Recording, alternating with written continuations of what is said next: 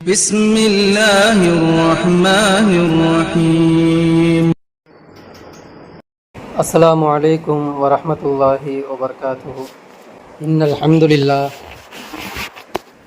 نحمده ونستعينه ونستغفره ونؤمن به ونتوكل عليه نعوذ بالله من شرور أنفسنا ومن سيئات أعمالنا من يهده الله فلا مضل له ومن يضلله فلا هادي له ونشهد أن لا إله إلا الله وحده لا شريك له ونشهد أن محمدا عبده ورسوله.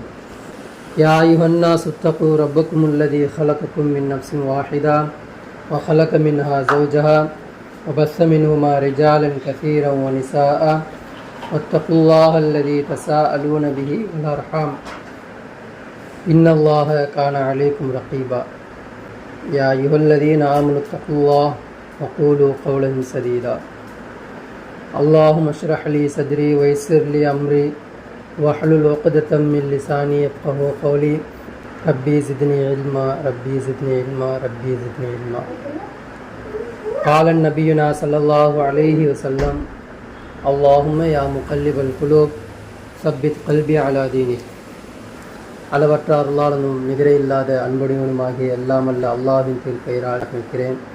கண்ணியமிக்க வல் அல்லாஹ்வின் நல்லடியார்களே, என் குடும்பத்தினர்களே, நான் பேச இருக்கக்கூடிய தலைப்பு என்னவென்றால் சமூக உறவும் சமூக வாழ்க்கையும். ஒரு சமூகம் ஒழுங்காக இருந்தால் தான் சமுதாயம் ஒழுங்காக இருக்கும்.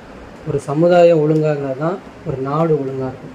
ஒரு நாடு ஒழுங்காக இருந்தால் தான் மக்களுக்கு நிம்மதி கிடைக்கும். அப்போது ஒரு சமூகம் சீர்கெட்டு போச்சு அப்படின்னா சமுதாயம் ஆகும் சீர்கெட்டு போகும். ஒரு சமுதாயம் சீர்கெட்டு போச்சுன்னா நாடு சீர்கெட்டு போயிடும். ஒரு நாடு சீர்கெட்டு போச்சுன்னா அங்கே என்ன இருக்கும்? குழப்பங்களும் இப்போ நடக்குது இல்லையா, குழப்பமும் தீவிரவாத செயல்களும் வெறுப்பு பேச்சுகளும் பொய்களும் பரப்பக்கூடிய அனாச்சாரங்கள் விபச்சாரங்கள் இது எல்லாம் நடக்கும். அப்போது இந்த தலைப்பு இன்னைக்கு எடுத்திருக்குண்டான காரணம் என்ன அப்படின்னா, தப்பு எங்கே நடக்குது? இன்றைக்கி மெஜாரிட்டியாக எல்லாரும் பேசக்கூடியது என்னன்னா, அங்கே நடக்குது இங்கே நடக்குது அப்படி நடக்குது இப்படி நடக்குதுன்றத கையை எங்கே காமிக்கிறாங்கன்னா ஆப்போசிட்டில் காமிக்கிறாங்க. ஆனால் தப்பு எங்கே இருக்குது அப்படின்னா நம்மக்கிட்ட இருக்குது. நம்ம கேட்கக்கூடிய நம்மள்கிட்டே இருக்குது, சொல்லக்கூடிய நம்மள்கிட்டே இருக்குது.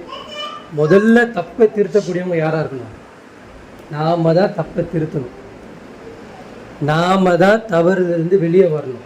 இப்படி வந்தால் தான் இது மாறும், வெளியில் இருக்கக்கூடிய தப்பு மாறும். நீங்கள் உங்களை திருத்திக்காமல், உங்கள் குடும்பத்தை திருத்திக்காமல், உங்கள் சமுதாயத்தை திருத்திக்காமல், உங்கள் ஊரை திருத்தாமல், உங்கள் நாடை திருத்தாமல் வெளியில் போய் பிரச்சாரம் பண்ணீங்க அப்படின்னா அங்கே என்ன நடக்கும்? ஒன்றுமே நடக்காது. சொல்கிறது புரியுதில்ல? முதல்ல என்ன பண்ணணும்? நாம் திருந்தணும், நம்ம குடும்பம் திருந்தணும், நம்ம சமுதாயம் திருந்தணும். அதுக்கப்புறம் தான் வெளியில் என்ன பண்ணணும்? திருத்த போகணும். இப்போ இங்கே என்ன நடக்குது அப்படின்னா, அல்லாஹ் தன்னுடைய திருமறையில் சொல்கிறான், இன்னத்தீன இந்தல்லாஹில் இஸ்லாம். அல்லாஹ்விடத்தில் அங்கீகாரம் பெற்ற மார்க்கம் எது? இஸ்லாம். ஒரே ஒன்று தான் எடுத்துக்கிட்டா அது என்னது? எப்போத்துலேருந்து இந்த இஸ்லாம் இருக்குது? நூ நபி வந்ததுலேருந்து. எனக்கு ஜாதி வெறி, மதவெறி, குலவெறி, இனவெறி, இந்த மாதிரி வெறிகள் எப்போல்லாம் தூக்கப்பட்டுச்சோ அந்த டைமில் யார் வந்தா? நூ நபி வந்து இந்த இஸ்லாத்தை போதிச்சாங்க. இப்படி ஒவ்வொரு நபிமார்களும் வந்தாங்க. வரும்பொழுது யார் வந்தா? கடைசியில் நபிகள் நாயகம் ஸல்லல்லாஹு அலைஹி வஸல்லம் வந்தாங்க. அவங்களோட இந்த இஸ்லாத்தை எல்லாம் என்ன பண்ணான்? முழுமைப்படுத்தினா அப்படின்றான். அப்போ இஸ்லாம் என்றது தோன்றித்தான் என்னது? மனிதர்கள் தோன்றும் பொழுது இஸ்லாம் வந்துருச்சு. அதோடைய முழுமை எங்கே அடைஞ்சதுன்னு அப்படின்னா ரசூல் ஸல்லல்லாஹு அலைஹி வஸல்லம் காலத்தில் அடைஞ்சது. சரிங்களா? சரி, ரசூல் ஸல்லல்லாஹு அலைஹி வஸல்லம் காலம் வரைக்கும் ஏன் கஷ்டப்பட்டாங்க? ஈசா நபி வரைக்கும் மக்கள் என்ன கஷ்டப்பட்டாங்க அப்படின்னா தனிநபர் ஒழுக்கம் தான் கஷ்டப்பட்டாங்க. நூ நபியிலிருந்து ஈசா நபி வரைக்கும் உள்ள சமுதாய மக்கள்கிட்ட பிரச்சாரம் என்னது? என்ன பிரச்சாரம்? அல்லாஹ்வுக்கு கட்டுப்படுங்க. அப்புறம் என்னது? தனிநபராக ஒழுக்கமாக இருங்க. விபச்சாரம் பண்ணாதீங்க, சாராயம் குடிக்காதீங்க, அனாச்சாரம் பண்ணாதீங்க, என்னது போய் பித்தலாட்டம் பண்ணாதீங்க, மோசடி பண்ணாதீங்க, ஏமாத்தாதீங்க. இதெல்லாம் என்னது தனிநபர் ஒழுப்பு. இதுதான் நபி சொல்லி கொடுத்தாங்க. இதுதான் செய்ய மாட்டேன்னு அவங்க மறுத்தாங்க. இதுக்கப்புறம் வந்த ஹூத் அலைஹிஸ்ஸலாம் அவங்க என்ன சொல்லி கொடுத்தாங்க? பெருமை அடிக்காதீங்க, ஆணவம் பண்ணாதீங்க, நாதான்ற கத்தில் இருக்காதீங்க, பெருமை அடிக்காதீங்க, இப்படின்னு சொன்னாங்க. அவங்களும் என்ன பண்ணாங்க? அதே தப்பை அவங்க செஞ்சாங்க. அதுக்கப்புறம் வந்த சாலிஹ் நபி சமுதாயம் என்ன பண்ணிச்சு? அவங்களும் அதே திமிர்த்தனம், அதே பொய், அதே பித்தலாட்டம், அதே மோசடி, அதே அவங்க பண்ணாங்க. அதுக்கப்புறம் வந்து மூசா நபி கிட்ட ஒரு சமுதாயம் மேலே வந்தது. அந்த தெரியும்ல உங்களுக்கு, பிறோன்ட்டு காப்பாற்றப்பட்டு ஒரு தீவில் 40 வருஷம் அவங்க சுற்றினாங்க இல்லையா? அப்போ அந்த 40 வருஷம் அவங்க சுற்றும் பொழுது ஒரே கண்ட்ரோலில் அவங்க இருந்தாங்க. யார்கிட்ட? மூசா நபிக்கிட்ட அவங்க கண்ட்ரோலில் இருந்தாங்க. மூசா நபி என்ன பண்ணுவாங்க? விபச்சாரம் செய்யாமல் பார்த்துப்பாங்க, அடுத்தவங்க பொருளை ஏமாற்ற மாதிரி பார்த்துப்பாங்க, இன்னொருத்தர் கொலை செய்யாத மாதிரி பார்த்துப்பாங்க. இந்த மாதிரி அது ஒரு குடும்பம் தானே. அது ஒரு தீவுக்குள்ளே ஒரு குடும்பமாக 4 லட்சம் வாலியம் பேர் சுற்றினாங்க அப்படின்னா அது அவங்களோட குடும்பம் தானே. அது அவங்கள சீர்திருத்தம் பண்ணாங்க. ஃபஸ்ட்டு ஒரு சமூகத்தை நீங்கள் தடுக்க போகிறீங்க, ஒரு சமூகத்தை நீங்கள் வந்து எதிர்க்க போகிறீங்க அப்படின்னா முதல்ல அந்த சமூகம் திருந்தி இருக்கும். அப்போது ஃபஸ்ட்டு அவங்களுக்கு அல்லாஹ் என்ன கிளாஸ் எடுக்கிறான்? 40 வருஷம் திருந்துங்க, அடுத்தவங்க பொருளை அபகரிக்கணும்னு ஆசைப்படாதீங்க, தான்ற ஒரு கர்வம் வச்சுக்காதீங்க, பொய் பேசாதீங்க, பித்தலாட்டம் பண்ணாதீங்க, அமானிதத்தை பேணுங்க, உங்களுக்கு கொடுக்கப்பட்ட வாக்குறுதியை நிறைவேற்றுங்க, உங்களுக்கு என்ன வேலை கொடுக்கப்பட்டிருக்கோ அந்த வேலையை செய்யுங்க, அமீருக்கு கட்டுப்படுங்க. இது போன்ற கண்டிஷனுக்கு எல்லாம் என்ன பண்ண அவங்களுக்கு கொடுத்தான். மூசா நபி போனதுக்கு பிறகு என்ன பண்ணாங்க? அதே செயலை மறுபடியும் செஞ்சாங்க. விபச்சாரம் செய்ய ஆரம்பிச்சாங்க, மோசடி செய்ய ஆரம்பிச்சாங்க, ஃபசா செய்ய ஆரம்பிச்சாங்க, இருக்கிறவன் அவனை கொலை செய்ய ஆரம்பிச்சான், இவனை கொலை செய்ய ஆரம்பிச்சான். அந்த 12 குழு எப்படி ஆச்சு? பிரிஞ்சுதா? யாக்கூப் அலைஹிஸ்ஸலாமுடைய 12 பிள்ளைகள் பிரிஞ்சாங்களா? பிரிஞ்சு என்ன பண்ணாங்க? ஒருத்தர் அண்ணன் தம்பி சொல்லிக்கிட்டாங்களா? அடிச்சுக்கிட்டாங்க. என் அண்ணன் பையன் அவன், என் மாமன் மச்சான் அந்த குடும்பம் இது, என் மூத்த அண்ணனுடைய குடும்பம் இது, என் சின்ன அண்ணனோட குடும்பம் இது அப்படின்னு சொல்லிக்கிட்டாங்களா? சொல்லலை. குளமா பிரிஞ்சுக்கிட்டாங்க. அந்த 12 பேர் இப்படி பிரிஞ்சுக்கிட்டாங்க. இன்னைக்கும் அது என்ன பண்ணுது? இலுமினாட்டின்ற அந்த பேரில் அந்த 12 குழுக்கள் இன்னும் உட்காந்துக்கிட்டு இருக்கு. இனி வரைக்கும் அவங்க என்ன பண்ணிக்கல, ஒருத்தர் சேர்ந்துக்கல, இனி வரைக்கும் அடிச்சுக்கிட்டு தான் இருக்கிறாங்க. புரியுதுங்களா? அப்போது அது அவங்க சேரவே இல்லை. அப்போது ஈசா அலைஹிஸ்ஸலாம் வராங்க. ஈசா அலைஹிஸ்ஸலாம் வந்துட்டு அவங்க போதனை அவங்க பண்ணிட்டாங்க. சின்ன வயசுலேருந்தே அவங்க என்ன பண்ணுறாங்க? சிறு பிராயத்துலேருந்து அவங்க பேச ஆரம்பிக்கிறாங்க மக்கள்கிட்ட. நான் தான் என்னது உங்களுக்கு அனுப்பப்பட்ட தூதர், இந்த இஞ்சில் என்ற வேதம் உங்களுக்கு கொடுக்கப்பட்டிருக்கு அப்படின்னு சொல்லிட்டு என்ன பண்ணுறாங்க? சொல்லிட்டு பிரச்சாரம் பண்ணுறாங்க. நான் வந்து என்ன பண்ணுறேன்? அல்லாஹ்வுடைய அடிமைன்றாங்க, அல்லாஹ்வுடைய பிள்ளைன்னு சொல்கிறேன். என்ன சொல்கிறாங்க? நான் அல்லாஹ்வுடைய தூதர், அல்லாஹ்வின் அடிமை, நான் ஒரு அற்புதமாக பிறக்கப்பட்டிருக்கேன், இது அல்லாஹ்வுடைய ஆற்றல், இது அல்லாஹ்வுடைய சக்தி அப்படின்றத அவங்க சொல்லி பிரச்சாரம் பண்ணுறாங்க. பிரச்சாரம் பண்ணும்போது பக்கத்து நாடு யார் இருக்கிறா? ரோம் மன்னர் அவன் இருக்கிறான். அவன் என்ன பண்ணுறான்? அவனுக்கு எதிராக இவங்க மக்கள் என்ன பண்ணுறாங்க? நான் ஷார்ட்டாக போகிறேன், கிளர்ச்சி பண்ணுறாங்க. என்னது? ஒருத்தன் இருக்கிறான், நீ தான் ரோம் மன்னர் நீ சொல்லிக்கிட்டு இருக்கேன், அவன் என்ன பண்ணுறான்? நீலாம் இல்லையா, உனக்கு மேலே அவன் தான் வரணும்னு ஆசைப்பட்றான். ஆனால் ஈசா நபி அப்படி பிரச்சாரம் பண்ணல. இங்கே எல்லாருமே தாய் தந்தை பிள்ளைங்க, ஒரு தாய் மக்கள். நமக்கு மத்தியில் என்ன கிடையாது? ஜாதி வேறுபாடு, இன வேறுபாடு, மொழி வேறுபாடு, இதெல்லாம் எதுவுமே கிடையாது, ஏற்றத்தாழ்வு கிடையாது. நம்ம எல்லாம் ஒரு தாய் மக்கள். நமக்கு எல்லாமே பங்குல இருந்து கொடுக்கறதுலேருந்து எல்லாமே நம்ம எப்படி இருக்கணும்? சரிசமமாக இருக்கணும். நீதி நிலைநாட்டுறதும் சரிசமமாக இருக்கணும், தண்டனை கொடுக்கறதும் சரிசமமாக இருக்கணும். இங்கே என்ன இருக்குது? மிஸ்பேலன்ஸ் இருக்குன்றதான் ஈசா அலைஹிஸ்ஸலாம் பிரச்சாரம் பண்ணுறாங்க. ஆனால் அந்த மக்கள் என்ன பண்ணாங்க? ஒத்துழைக்கல. கடைசியாக ஈசா நபி கிட்ட இருந்த எத்தனை பேர் அவங்க கூட இருந்தாங்க? 12 பேர்கிட்ட தான் அவங்களுக்கு தான் இருந்தாங்க. மீதி பேர் வரேன்னாங்க. மீதி லட்சம் மக்கள் நிற்கிறாங்க, ஈசா நபி பேச்சை கேட்டு நிற்கிறாங்க. அவங்களும் என்ன சொல்கிறாங்க? நாங்களும் வரோம், போர் செய்கிறோம் அப்படின்றாங்க. ஈசா நபி சொன்ன வார்த்தை என்ன சொல்கிறாங்க? ஒழுக்கமாக இருந்தால் வாங்க. ஒருத்தர் தண்ணி அடிச்சுக்கிட்டு வா போகலாம் வா அப்படின்றான். தண்ணி அடிச்சுக்கிட்டு இருந்தால் நான் இந்த சபையில் ஏற்றுக்க மாட்டேன். நீ தண்ணி நபரா, நீ ஒழுக்கமாக இருக்கணும். ஒருத்தர் விபச்சாரம் செஞ்சவன் என்ன பண்ணுறான்? நானும் வந்து சமுதாயத்துக்கு என்ன பண்ண போகிறேன்? சீர்திருத்தம் செய்ய போகிறேன்னு சொல்லிட்டு சொல்கிறான். ஈசா நபி சொல்கிறாங்க, இல்லை, இந்த செயல் எனக்கு வேணாம், வட்டி வாங்குறது வேணாம், அனாச்சாரம் பண்ணுறது வேணாம், விபச்சாரம் பண்ணுற இந்த மாதிரி செயல்களுக்கு மக்கள் எனக்கு வேணாம், அப்படின்னு அவங்க கழிக்கிறாங்க. கழிச்சு நிற்க மக்கள் எத்தனை பேர் நிற்கிறாங்க? 12 பேர் தான் ஈசா அலைஹிஸ்ஸலாமால தூய்மையான ஒரு ஆண் மக்களாக இருந்தாங்க. அப்போ அங்கே என்ன பண்ண முடியல, சீர்திருத்தம் செய்ய முடியல. அப்போ அந்த மக்கள் என்ன பண்ணாங்க, ஈசா நபியை என்ன பண்ணாங்க, கொலை செய்கிற அளவுக்கு போயிட்டாங்க. இப்போ அங்கேருந்து ரசூல் ஸல்லல்லாஹு அலைஹி வஸல்லம் வரைக்கும் ஒரு காலம் எப்படி இருந்துச்சுன்னா, இதே பித்தலாட்டம், இதே மோசடி, இதே குலப்பெருமை எல்லாமே அப்படியே ஓடிக்கிட்டு இருந்துச்சு. இப்போ யார் வரா? நபி நாயகம் ஸல்லல்லாஹு அலைஹி வஸல்லம் அவங்க வராங்க. இவங்க முதல்ல அல்லாஹ் அவங்களுக்கு தாவா செய்ய சொன்ன இடம் எது? யா யுல் முத்தஸிர், போர்த்திருப்பவரே, கும் ஃபான்திர், ஏஞ்சி போய். என்ன ஏந்திரி? கும்னா என்னது? எந்திரிங்க அப்படி சொல்றது இல்லை. ஏய் எந்திரி சொல்லுவோம் பார்த்தீங்களா? ஒரு ஒரு டோன் மாற்றி பேசுவோம் பார்த்தீங்களா? அதட்டி ஒரு மாதிரி மிரட்டி பேசுவோம் பார்த்தீங்களா? அந்த மாதிரி. ஏன்னா டைம் இல்லை, நீங்கள் இறுதி தூதர். நீங்கள் இன்னும் உட்காந்துக்கிட்டு ஜிப்ரீல் அலைஹிஸ்ஸலாம் பார்த்துட்டீங்க, அந்த மாதிரி பார்த்துட்டீங்க, பயந்துக்கிட்டு என்ன ஏந்திரிங்க, முதல்ல டைம் இல்லை. போய் குடும்பத்தை போய் சொல்லுங்க. பிரச்சாரம் எல்லாம் எங்கேருந்து ஸ்டார்ட் பண்ணுறான்? சீர்திருத்தம் பண்ணணும். எங்கே பண்ணணும்? எங்கே பண்ணணுமா? குடும்பத்துக்கிட்ட போ. குடும்பத்துக்கிட்ட போனாங்க, குடும்பத்துக்கிட்ட சொன்னாங்க. ஏற்றுக்கினவங்க ஏற்றுக்கிட்டாங்க, ஒதுக்குனவங்க ஒதுக்குனாங்க. ஒதுக்கப்பட்டவங்க உன் குடும்பம் இல்லை, வெளியே வா. அது எங்கேருந்து அல்ல அவங்களுக்கு சொல்லிக் கொடுக்குறான். நூ நபியோடைய சமுதாயத்தை வாழ்க்கை அவங்க சொல்லிக் கொடுக்குறான். குரான் நல்லா இறக்கிட்டு இருக்காங்களே. நூ நபி பிள்ளை அவர்னா கேட்டார், என் குழந்தைலாம் சொல்லும்போது உனக்கு அறிவில்லாத விஷயத்தில் எந்த கேள்வி கேட்காத. இதெல்லாம் நபிகளாம் ஸல்லல்லாஹு ப்ராசஸ் நடக்குது. அப்போ ஒதுக்கப்பட்டவங்க என் குடும்பம் இல்லை. யார் என்னை ஏற்றுக்கிட்டாங்களோ, யார் என் கூட நிற்கிறாங்களோ, யார் அல்லாஹ்வை ஏற்றுக்கிறாங்களோ, இவங்க தான் என் சமூகம், என் சமுதாயம், என் குடும்பம். புரியுதுங்களா? இப்போ அவங்க எப்படிப்பட்ட ஒரு சமுதாயத்தை ஏற்படுத்தினாங்க, எப்படிப்பட்ட ஒரு புத்துணர்ச்சி ஏற்படுத்தினாங்க? அண்ணன் தம்பிகளே ஒற்றுமையாக இல்லாத போது இஜ்ர செஞ்சு வந்த யாரோ ஒருத்தருக்கு என்ன பண்ணணுமா?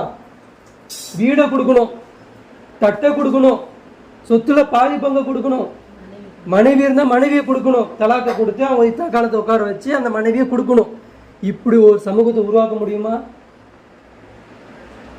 முடியுமா? எப்படிப்பட்ட மக்கள் அவங்க? இப்படி ஒரு ப்ராசஸ் எல்லாம் உருவாக்கி காமிச்சா. இதெல்லாம் ப்ராசஸ் முடிஞ்ச உடனே தான் பத்ரு போருக்கு போகும். வரலாறு தெரியுதுல்ல? புரியுதா? இப்போ அவங்க என்ன தயாராயிட்டாங்க? என் பொருள் எனக்கு இல்லை, என் சகோதரனுக்கு வேணும். எப்படி ஆயிட்டாங்க அவங்க? ஒரு உடல் மாதிரி ஆயிட்டாங்க.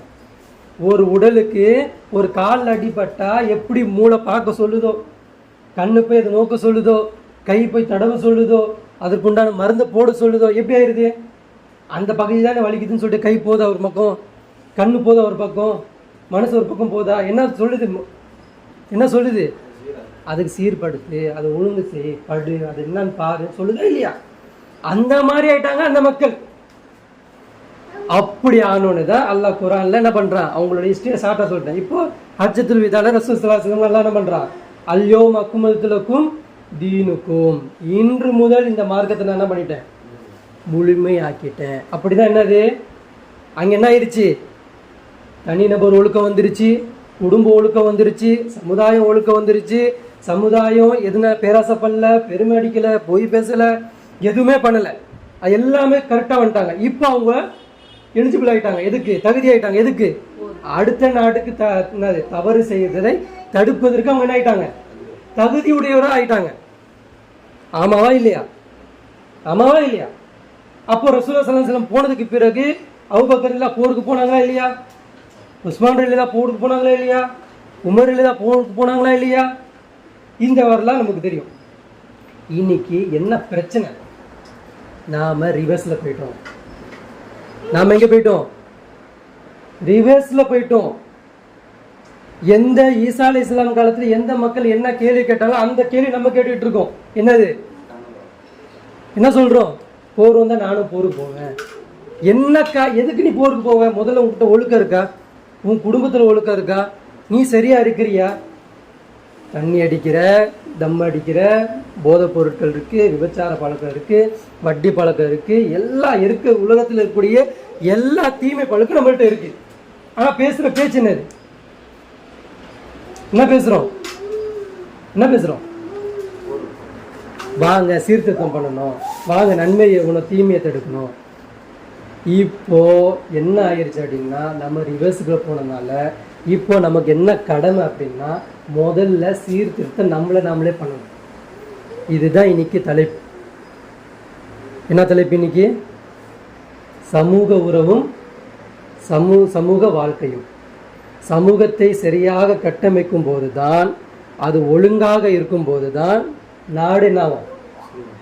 நாடு ஒழுங்காக இருக்கும். அதுக்கு ஒரே தனி தீர்வு என்னது? தனி மனிதனின் ஒழுக்கம். அப்போ அல்லாஹ் இந்த ப்ராசஸை குரானில் 1400 வருஷத்துக்கு முன்னாடியே இந்த ப்ராசஸை இறக்கி வச்சிட்டேன். எப்படியோ நீங்கள் என்ன பண்ணுவீங்க? ரசூல் ஸல்லல்லாஹு அலைஹி வஸல்லமுடைய வாழ்க்கையை பார்த்து நீங்கள் என்ன பண்ணுவீங்க? விலகிடுவீங்க, விட்டுருவீங்க. அப்போ நீங்கள் அந்த டைமில் விட்டுட்டீங்க அப்படின்னா, நீங்கள் மறுபடியும் எடுக்க வேண்டியது என்ன அப்படின்னா, நீங்கள் கலையை ஆள வேண்டியது என்ன, எந்த இடம்னா களை இறக்க வேண்டிய அந்த அழுக்குகளை அகற்ற வேண்டிய எங்கே அப்படின்னா, உங்கள் குடும்பத்திலிருந்து நீங்கள் ரிட்டர்னில் வாங்க. உங்கள் குடும்பத்தை சீர்திருத்தம் செய்யுங்க. அதற்கு பிறகு சமுதாயத்துக்கிட்ட வாங்கன்றது அல்லாஹ் என்ன பண்ணுறான்? 1400 வருஷத்துக்கு முன்னாடியே நான் அல்லாஹ் என்ன பண்ணுறான்? குரானில் பேசுகிறான். பாருங்க, அன்னைக்கு அல்லாஹ் சொல்லிட்டான், ஒரு மனிதன் குடும்பத்தில் எப்படி வாழ வேண்டும் என்ற ஒரு கேட்லாக்கு குரானில் இருக்கா இல்லையா? ஒரு மனிதன் குடும்பத்தில் எப்படி வாழ வேண்டும் என்று ரசூல் ஸல்லல்லாஹு அலைஹி வஸல்லம் அவங்களுடைய வாழ்க்கை முறையிலையும் குரான்லேயும் கேட்லாக்காக இருக்கா இல்லையா? கேட்லாக்னா என்னது? கேட்லாக்னா என்னது? ஒரு பொருள் வாங்குறீங்களா, வாஷிங் மிஷினோ ஃப்ரிட்ஜோன்னு வாங்குறீங்க அப்படின்னா அதை எப்படி கையாள வேண்டும்ன்றது ஒரு என்ன பண்ணுவான்? கொடுப்பான். இந்த இடத்துல ஆனு, இந்த இடத்துல ஆஃபு, இவ்வளோ மெட்டீரியல் தான் வைக்கணும், இதுக்கு மேலே வைக்கக்கூடாது, இந்தந்த பொருட்கள் தான் ஃப்ரிட்ஜில் வைக்கணும், இரும்பு தூக்கிட்டு வந்து உள்ளே வைக்கக்கூடாது, மண்ணை தூக்கிட்டு வந்து உள்ளே வைக்கக்கூடாது, இது எதுக்கும் சம்மந்தம் இல்லாதது. இருக்குமா இருக்காதா? எந்த பொருள் வைக்கணும், எந்த பொருள் வைக்கக்கூடாது. பிளாஸ்டிக் பொருள் வச்சா ஒன்றுமே இல்லை. சாப்பிட்ற பொருள் எத்தனை நாளைக்கு வரைக்கும் வைக்கணும், இருக்குமா இருக்காதா? இதுதான் கேட்கல.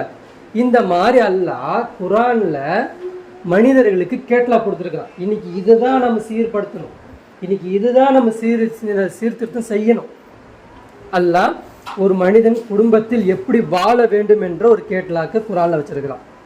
அதே ஒரு மனிதன் சமூகத்தில் எப்படி வாழ வேண்டும் என்ற ஒரு கேட்லாக் இருக்கா இல்லையா? குடும்பத்தில் வாழ்ந்த இதுக்கு அடுத்த ப்ராசஸ் சமூகத்துக்கிட்ட வர, அதுக்கு இருக்கா இல்லையா? கேட்லாக் வச்சிருக்கிறான். அதுக்கு அடுத்தது ஒரு நாட்டில் ஒரு மனிதன் எப்படி வாழ வேண்டும் என்று கேட்லாக்கு குரானில் இருக்கா இல்லையா? வழிமுறைகள் இருக்கா இல்லையா? இருக்கா இல்லையா? இருக்கு. இதுதான் தீன். இதுதான் என்னது? இஸ்லாம். அல்லாஹ் சொல்றான், வல்லாஹு யதுஉ இலா தாரிஸ் ஸலாம். அல்லாஹ் உங்கள் அனைவரையும் எதுவுனது அழைக்கிறான். அழைப்புதல் கொடுப்போம் இல்லையா? வாருங்க வாருங்க சொல்றான். அந்த மாதிரி அல்லாஹ் நம்மளை அழைக்கிறான்.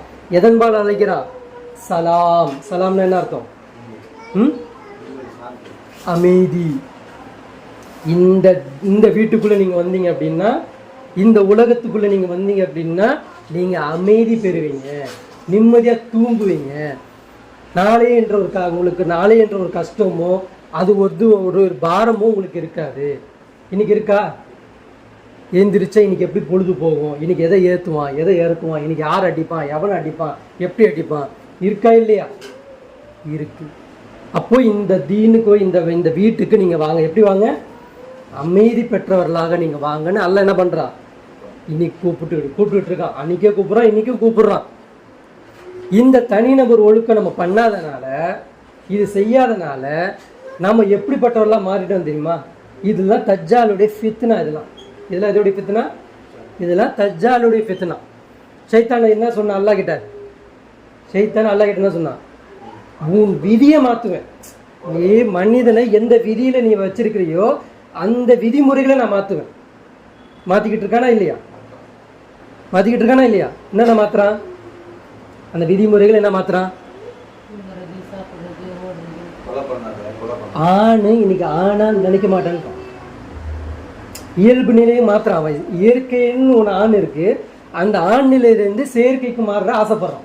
இருக்கா இல்லையா? இன்னைக்கு ஒரு பெண்ணு இயற்கையிலிருந்து செயற்கைக்கு மாறுறதுக்கு ஆசைப்படுறாளா இல்லையா? ஒரு ஃபுட்டு இன்னைக்கு எப்படி தயாரிக்கப்படுது? அது இயற்கையிலிருந்து செயற்கையாக மாற்றுறது. இது தஜ்ஜால், இது எல்லாமே ஃபித்னா, எல்லாம் ஓடிக்கிட்டு இருக்கு. இந்த ஃபித்னாக்குள்ளே நம்ம வந்துட்டோம். அவன் எதெல்லாம் ஜெயிச்சிட்டான், எதெல்லாம் ஜெயிச்சிட்டான் அவன்? அந்த ரசூல் ஸல்லல்லாஹு அலைஹி வஸல்லம் முக்கம்மோல் பண்ணாங்களே ஒரு தீன், அதை ஃபுல்லாக உடச்சிட்டான். புரியுதா? வாஷ் பண்ணி முடிச்சிட்டான் அவன். புரியுதா? புரியுதாண்டி? ரசூல் ஸல்லல்லாஹு அலைஹி வஸல்லம் ஒரு தீனை முக்கம்மல் பண்ணாங்க. அந்த தீனில் என்ன இருந்துச்சு? கலீஃபா இருந்தாங்க. அந்த தீனில் என்ன இருந்துச்சு? நீதி இருந்துச்சு. அந்த தீனில் என்ன இருந்துச்சு? அநியாயத்தை தட்டி கேட்கக்கூடியதாக இருந்துச்சு. அந்த தீன் என்ன இருந்துச்சு? நன்மை ஏவக்கூடியதாக இருந்துச்சு. அந்த தீன் என்ன இருந்துச்சு? நன்மை தீமையை தடுக்கக்கூடியதாக இருந்துச்சு. அந்த தீன் என்னவா இருந்துச்சு? என்ன இருந்துச்சு? அல்லாவா இருந்தான், படைத்தவனாக இருந்தான். இன்னைக்கு அது எல்லாம் தூக்கி போட்டு எல்லாத்தையும் பொழுது போட்டு தாயாருன்ற அளவுக்கு மனிதன் மறந்துட்டான் இன்னைக்கு. ஆமாவா இல்லையா? நமக்கு ஏன்னா நமக்கு டைம் இல்லை. நமக்கு என்ன ஆகிட்டோம்? குடும்பம்னா என்ன மறந்துட்டோம், ஒழுக்கம்னா என்ன மறந்துட்டோம், தனிநபர் ஒழுக்கம்னா என்ன மறந்துட்டோம், தீமைனா என்ன மறந்துட்டோம். இதெல்லாம் மறந்து போனதுனால நமக்கு எது தீமை எது நன்மைன்னு தெரியல. குடும்பத்தில் ஒற்றுமை இருக்கா? உன் குடும்பத்தில் ஃபசாத் இல்லாமல் இருக்கா? உன் குடும்பத்தில் ஒரு நன்மை ஏவுதல் இருக்கா? ஒரு தீமை தடுக்குதல் இருக்கா? அப்போ நம்ம குடும்பத்தில் நம்மளுக்கே இல்லாத போது அவன் எப்படி நம்மளை பற்றி நம்ம நல்ல முறையில் ஏவுவோம், நம்ம நல்ல முறையில் பார்ப்பான். நம்ம எந்த அளவுக்கு மாறிட்டோம் தெரியுமா? இன்னைக்கு ஒரு காலையில் ஒரு சின்ன ஒரு ஷார்ட் ஒன்று பார்த்தேன். என்னது? ஒரு அம்மா என்ன பண்ணுறாங்க, பீட்ரூட்டை நறுக்கிக்கிட்டே இருக்கிறாங்க. ஒரு குழந்தை என்ன பண்ணுது, அம்மாவுடைய சாலை வச்சுட்டு தலையில் சுற்றிக்கிட்டு சின்ன குழந்தை, 1.5 வயசு குழந்தை தலையில் சுற்றிட்டு உட்காந்துருக்கு. அம்மா ஃபோன் பேசுகிறா, எப்படி போகிறா, அப்படி போகிறா. கேரட்டு அந்த பீட்ரூட் நறுக்கி வச்சதை என்ன பண்ணுறா, கீழே வச்சுட்டு குழந்தைய தூக்கிட்டு போய் ஃப்ரிட்ஜை வந்து உள்ள தூக்கி வச்சு மூடிட்டான். என்ன பண்ணிட்டா? கேரட்டுக்கு அந்த பீட்ரூட் தூக்கி உள்ளே வைக்கிறது பதிலாக எதை தூக்கிட்டு போய் உள்ளே வச்சிட்டா? குழந்தைய தூக்கிட்டு போய் உள்ளே வச்சுட்டு ஃப்ரிட்ஜை மூடிட்டு உட்காந்துட்டு கதை பேசுகிறா. கொஞ்ச நேரம் கழிச்சு வச்சுட்டு மறுபடியும் வந்து கேரட் எடுக்கும்போது தான் ஞாபகம் வருது குழந்தைய காணணும். உட்காந்து பக்கத்தில் உட்காந்து டிவி பார்த்துட்டு இருக்காரு. கணவனுக்கு தெரியல, உட்காந்து டிவி பார்த்துட்டு இருக்காரு. இப்போ 2 பேர் மனைவி கேட்குறா, குழந்தைய காணுங்க அப்படின்றா. எங்கடி விட்ட குழந்தைன்னு வீடு ஃபுல்லாக போய் தேடுறாங்க. வீட்டு வெளியில போய் தேடுறாங்க. எங்கே காணும்னு. லைட்டாக ஒரு சவுண்டு ஃப்ரிட்ஜிலேருந்து வருது. சின்ன சவுண்டு ஃப்ரிட்ஜிலேருந்து வருது. மனைவி அமைதியாக இருக்க சொல்கிறான். முதல்ல அமைதியாக எங்கே பார்க்கலாம் என்ன இருக்கு அப்படின்னு. லைட்டாக ஒரு கதறல் சவுண்ட். ஃப்ரிட்ஜு கிட்ட வந்தால் அது என்ன, அது டபுள் டோர். அது திறந்து பார்த்தா குழந்தை உள்ள. அல்ஹம்துலில்லாஹ் அல்லாஹ் காப்பாற்றிட்டான் அந்த குழந்தைய. இன்னைக்கு நம்ம எங்கே இருக்கிறோம், எந்த உலகத்தில் இருக்கிறோம்? தான் குழந்தைய சரி வரியா பார்க்க தெரியாத அளவுக்கு நம்ம மாறி போயிடும். எது? விவாதம். எதுக்கு எடுத்தாலும் விவாதம். இயற்கை இயற்கை மதத்துக்கு வர்றதுக்கு என்ன இல்லை, நமக்கு உடன்பாடு இல்லை. ஏன் இயற்கை மதம் என்ன பண்ணுது? தன்னை ஒரு விதத்தில் தாழ்வாக பார்க்குது. அப்படி தானே நினைக்கிறாங்க. ஒரு ஆண் என்ன பண்ணுறான், உயரத்தில் இருக்கிறான், சமம் இல்லையா, இப்போ நாங்கள் கீழேயா, நாங்கள் மேலேயா இல்லையா அப்படின்ற மாதிரி என்ன பண்ணுறாங்க, ஏற்றத்தாழ்வு பார்த்து ஃபெமினிசம் பேசி என்ன ஆகிட்டாங்க. இன்னைக்கு என்ன ஆகிட்டாங்க? தான் குழந்தைய மறக்கிற அளவுக்கு போயிட்டாங்க. அம்மாவா இல்லையா?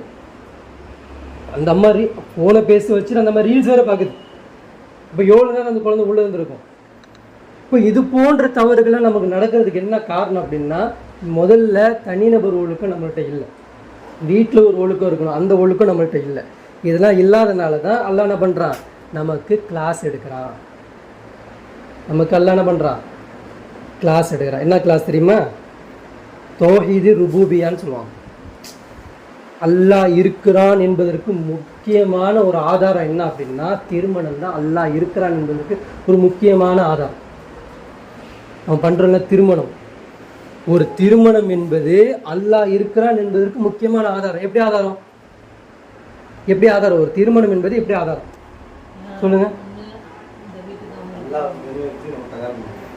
இந்த உலகத்தில் இறைவன் இருக்கிறான் என்பதற்கு திருமணம் தான் ஒரு சான்றிதழே அல்லாஹ் சொல்றான். தௌஹீது ருபூ, இது வந்து ஒரு நம்பிக்கைக்குரிய ஒரு முக்கியமான விஷயம் திருமணம். இந்த திருமணம் கோளாறா போச்சு அப்படின்னா, இந்த திருமணம் கோளாறா போச்சு யாருடைய காலத்துல? லூத் நபி காலத்துல திருமணம் என்ன ஆயிடுச்சு? கோளாறா போச்சு. அதுக்கப்புறம் தொடர்ச்சியா வந்த இன்னைக்கு வரைக்கும் அந்த எல்ஜிபிடி இருக்கா இல்லையா? அன்னைக்கு ஆரம்பிச்ச அந்த லூத் நபிக்கு ஆரம்பிச்ச அந்த எல்ஜிபிடி இனி வரைக்கும் இருக்கா இல்லையா? அதுக்கு பின்தொடர்ந்து வந்து ஒவ்வொருத்தரும் என்ன பண்ணாங்க, அதை கடைபிடிச்சிட்டு தான் வராங்க. திருமணம் வேணாம், நம்ம இஷ்டம் போல் வாழ்ந்துக்கலாம். அபுஜலுடைய காலத்தில் இருந்ததா இல்லையா? உத்பாவுடைய காலத்தில் இருந்ததா இல்லையா? அவங்களாம் அந்த மதிமயக்கத்தில் இருந்தாங்களா இல்லையா? இருந்தாங்க. அப்போ அல்லாஹ் என்ன பண்ணுறான், ஒரு திருமணம் என்று ஒரு அல்லாஹ் என்ன பண்ணுறான், ஏற்படுத்துகிறான். இதன் மூலியமாக ஒரு குடும்பம் ஒழுங்கு பெறும், அதன் மூலியமாக ஒரு சமூகம் உருவாகும், அதன் மூலியமாக ஒரு நாடு உருவாகும், அதன் மூலியமாக பல நாடுகள் உருவாகும். அப்போ சின்ன இடத்துல இருந்து அல்லாஹ் என்ன பண்ணுறான், விதையை போடுறான். எப்படிப்பட்ட விதை பாருங்க. ஏன் அல்லாஹ் இந்த திருமணத்தை எடுத்துக்கிறான் அப்படின்னா, தாய் தந்தை உறவு இருக்கு இல்லையா, தாய் தந்தை உறவு, பிள்ளைகளின் உறவு, அதுக்கப்புறம் தாய் மாமான் மச்சி அந்த மாதிரி அந்த உறவு, இந்த மாதிரி அப்பாவுடைய மச்சான், அப்பாவுடைய சித்தப்பா, இந்த மாதிரி உறவு, தாத்தா பாட்டி, இது எல்லாமே உறவுல சேரும். ரத்த பந்தம். இப்போ நீங்கள் உட்காந்துருக்கீங்க, என்னது ரத்தம். இப்போ நீங்கள் என் ரத்தம், நான் உங்களுக்கு எப்பவுமே எப்படி இருப்பேன், இணக்கமாக பாசமாக இருப்பேன். ஏன்னா ரத்த பந்தம். என்ன இருந்தாலும் என் தாய் மாமா அப்படின்ற மாதிரி பார்ப்பேன், இதனால தான் எங்கள் அம்மாவுடைய தங்கச்சி அப்படின்ற மாதிரி பார்ப்பேன். ஏன்னா ரத்த பந்தம். ஆனால் திருமணம்னு பண்ணும் பொழுது அந்த மனைவி எப்படி இருக்கிறா, எப்படிப்பட்ட தங்கச்சி கல்யாணம் பண்ண முடியுமா, அக்கா பண்ண முடியுமா? அப்போ அவன் எங்கேருந்து வரா, வெளியிலேருந்து ஒருத்தி வருவான், ஒருத்தவங்க உள்ளே வருவாங்க. இப்போ இவங்க 2 பேருக்கும் எதிரும் புதிரும் தான். அவங்க எப்படி இருப்பாங்க, கடைசி வரைக்கும் எதிரும் புதிருமா தான் இருப்பாங்க. நீ ஒரு இடத்துல சரின்னு சொன்னால் அவங்க ஒரு இடத்துல என்ன பண்ணுவாங்க, இல்லைன்னு வாங்க. நீ ஒரு இடத்துல இது பண்ண இது போதும் அப்படின்னு நினச்சா அவங்க அந்த இடத்துல என்ன பண்ண மாட்டாங்க, போதுன்னு சொல்ல மாட்டாங்க. இப்படி எதிரும் புதிருமா இருப்பாங்க. ஆனால் இதை கடைசி வரைக்கும் நிலைத்து கொண்டு போகிறான் பார்த்தீங்களா? யார் அதை கொண்டு போகிறான்? நம்ம போகிறோமா? சாகிற வரைக்கும் நம்ம செத்து இப்போ நானா இறந்து போயிட்டாங்க. இவங்க 2 பேரும் ஒன்றா இருக்கணும்னு வந்தாங்களா, அல்லாஹ் ஒன்றா இருக்க வச்சானா? அல்லாஹ் ஒன்றா இருக்க வைக்கிறான். ஏன்? அல்லாஹ் நாடி வச்சிருக்கிறான். எதை பற்றி? அந்த திருமணம் என்ற உறவை அல்லாஹ் நாடி, இன்னாருக்கு இன்னார்ன்றது அல்லாஹ் என்ன பண்ணியிருக்கான், நாடி இருக்கான்.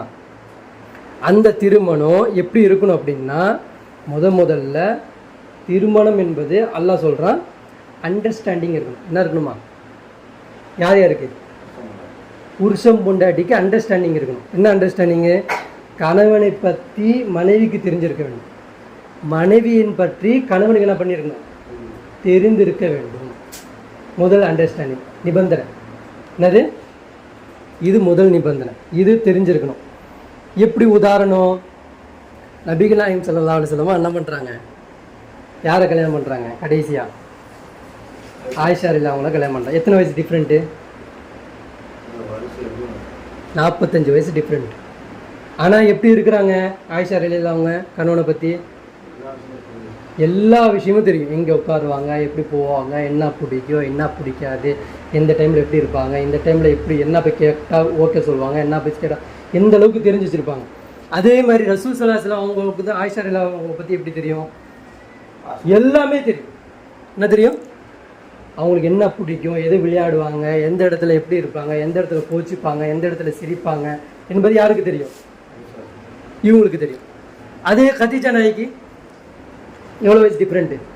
ரசூலுல்லாஹுக்கும் கதீஜா நாய்க்கும் 15 வயசு டிஃப்ரெண்ட்டு. 15 தான்.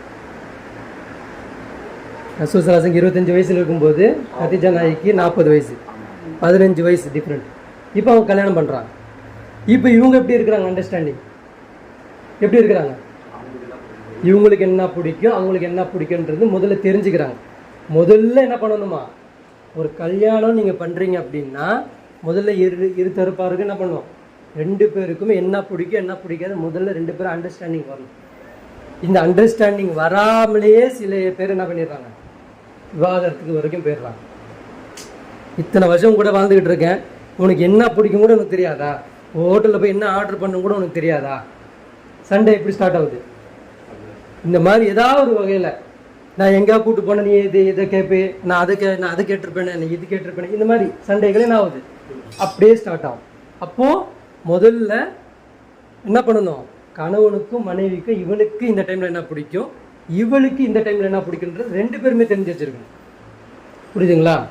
இதெல்லாம் ஏன் சொல்கிறேன் அப்படின்னா, இதெல்லாம் அண்டர்ஸ்டாண்டிங், இதெல்லாம் கரெக்டாக காயை நகர்த்திட்டு வந்தோம்னா நம்ம குடும்பத்தில் ஒரு ஒழுக்கம் ஏற்படும்.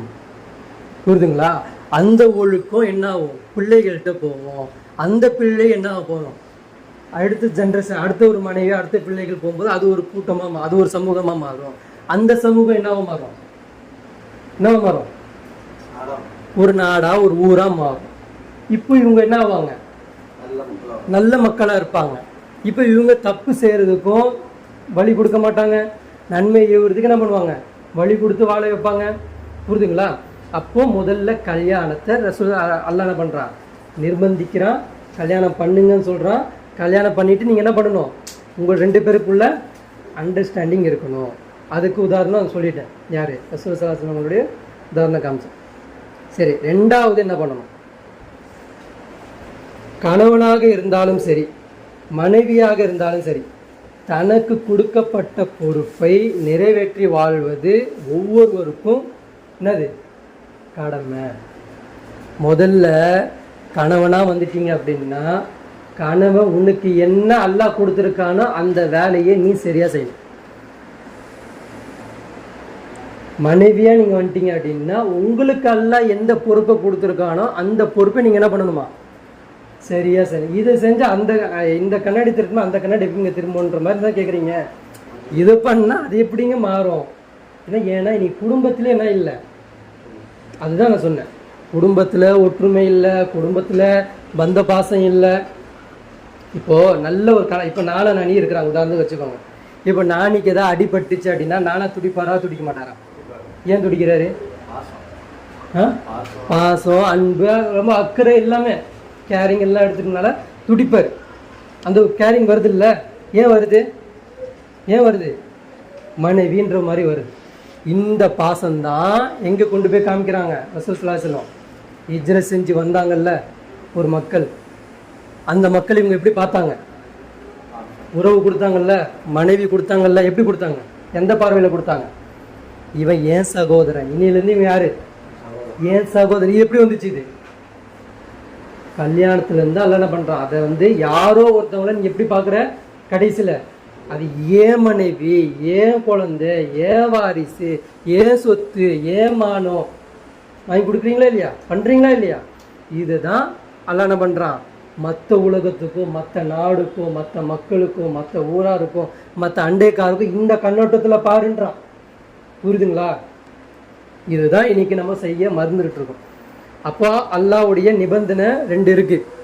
கணவன்மார்களுக்கும் அல்லாஹ் நிபந்தனை கொடுக்குறான், மனைவிமார்களுக்கு நிபந்தனை கொடுத்துருக்கான். அந்த நிபந்தனைகளை நம்ம என்ன பண்ணணும், வாழ்க்கையில் தெரிந்து வைத்து கொண்டு அதற்கேற்ப போல் வாழணும். அப்படி வாழலை அப்படின்னா அதுக்கு எதற்கு சமம், குஃபுர் செய்வதற்கு சமம். எது, அந்த கட்டளைக்கு ஏற்ப நம்ம வாழலை அப்படின்னா எதுக்கு சமம், அல்லாஹ் போட்ட கட்டளைக்கு மாறு செய்வதற்கு சமம். அது என்ன, எங்கே கொண்டு போய் முடியும், அது எங்கே கொண்டு போய் முடியும், நரகத்துக்கு கொண்டு போய் முடிஞ்சிடும். இதெல்லாம் நான் விளக்குறேன் நான். இப்போ கணவனுடைய உரிமைகள் என்ன, கணவன் செய்ய வேண்டிய உரிமைகளை நபிகள் நாயகம் ஸல்லல்லாஹு அலைஹி வஸல்லம் அவர்கள் சொன்னார்கள். என்ன பண்ணணுமா, முதல்ல ஒரு கணவனாக வந்துட்டீங்களா, முதல்ல ரசூல் ஸல்லல்லாஹு அலைஹி வஸல்லம் சொல்கிறாங்க, உண்ணும்போது அவர்களே நீங்கள் உண்ணச் செய்யுங்கள்.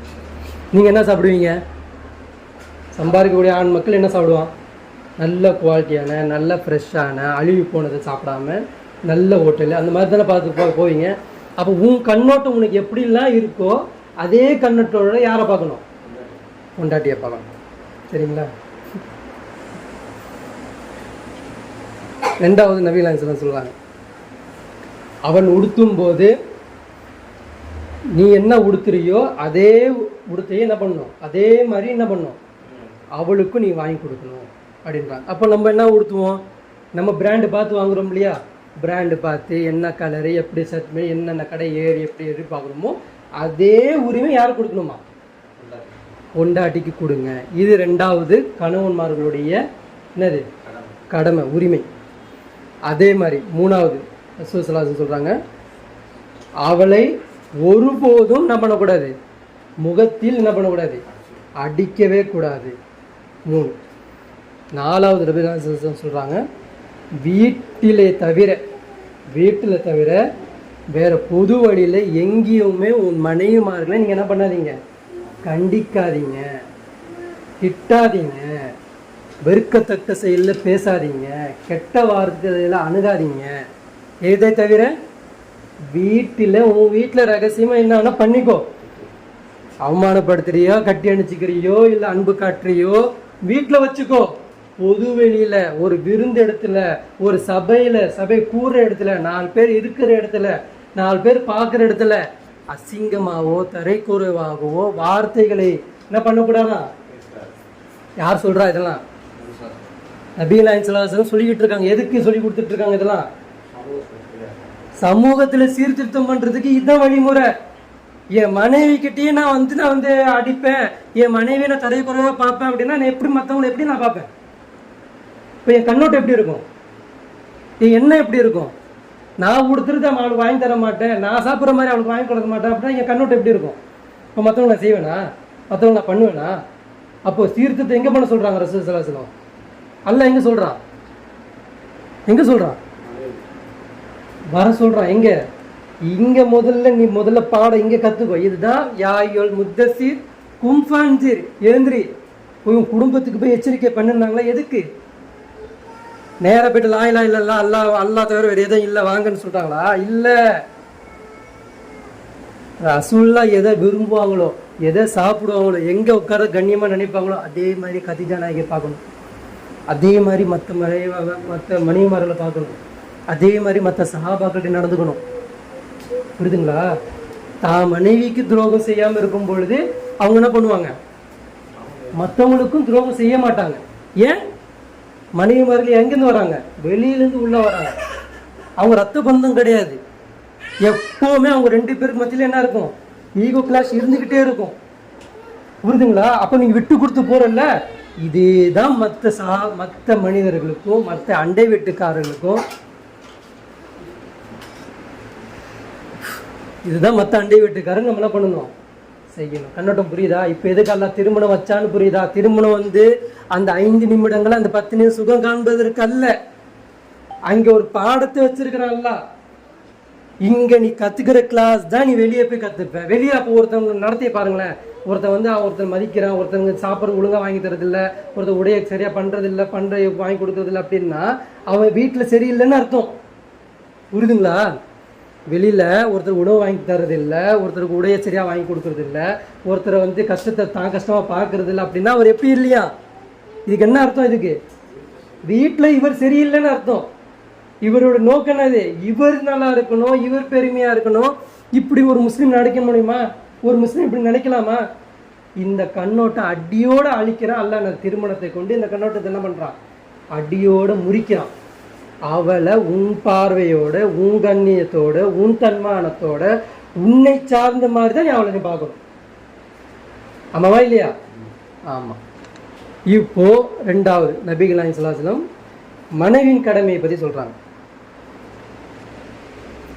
ஒரு மனைவி கணவனை பார்த்தால் இப்படி பார்க்கணுமா? மகிழ்வித்தையோடு புன்னகையோடு பாருங்க அப்படின்றாங்க. இது முதல் கடமை. என்னது? புன்னகையோடு பாருங்க. அவன் 1000 தப்போ என்ன செஞ்சிருந்தாலும் எப்படி பார்க்கணுமா? புன்னகையோடு பாருங்க. ஒவ்வொருத்தவங்க எங்கேயாவது வேலை பார்த்துட்டு இருப்பாங்க.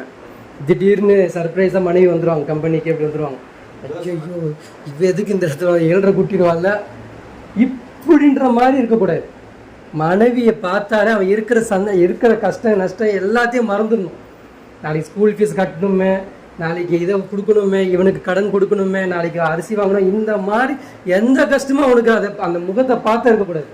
அப்போ எந்த அளவுக்கு அந்த முகத்தை பார்க்கும்போது இவன் என்ன பண்ணணும்? இருக்கிற கவலைகளை மறக்கணும். இது யார் மேலே கடமையா? மனைவி மேலே கடமை. இது செய்யறது ரொம்ப கஷ்டம். ஏன்னா நேற்று என்ன பண்ணியிருப்பார் அவர்? மனசு உடைக்கிற மாதிரி, மனசு நிற்கிற மாதிரி நேற்று செஞ்சு வச்சுட்டு போய்ப்பார். இன்னைக்கு எப்படி சிரிக்கணும்? நான் எப்படி சிரிப்பேன்? இது நீ சிரிக்கணும் அப்படின்னா யாரு கட்டுப்பட்டு? எனக்கு கட்டுப்பட்டு இல்லை. யாரு கட்டுப்பட்டு?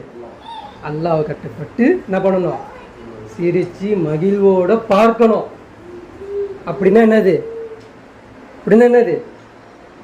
அந்தரங்க வாழ்க்கை வரைக்கும் பேசணும். அந்தரங்க வாழ்க்கை வரைக்கும் என்ன பண்ணணும்?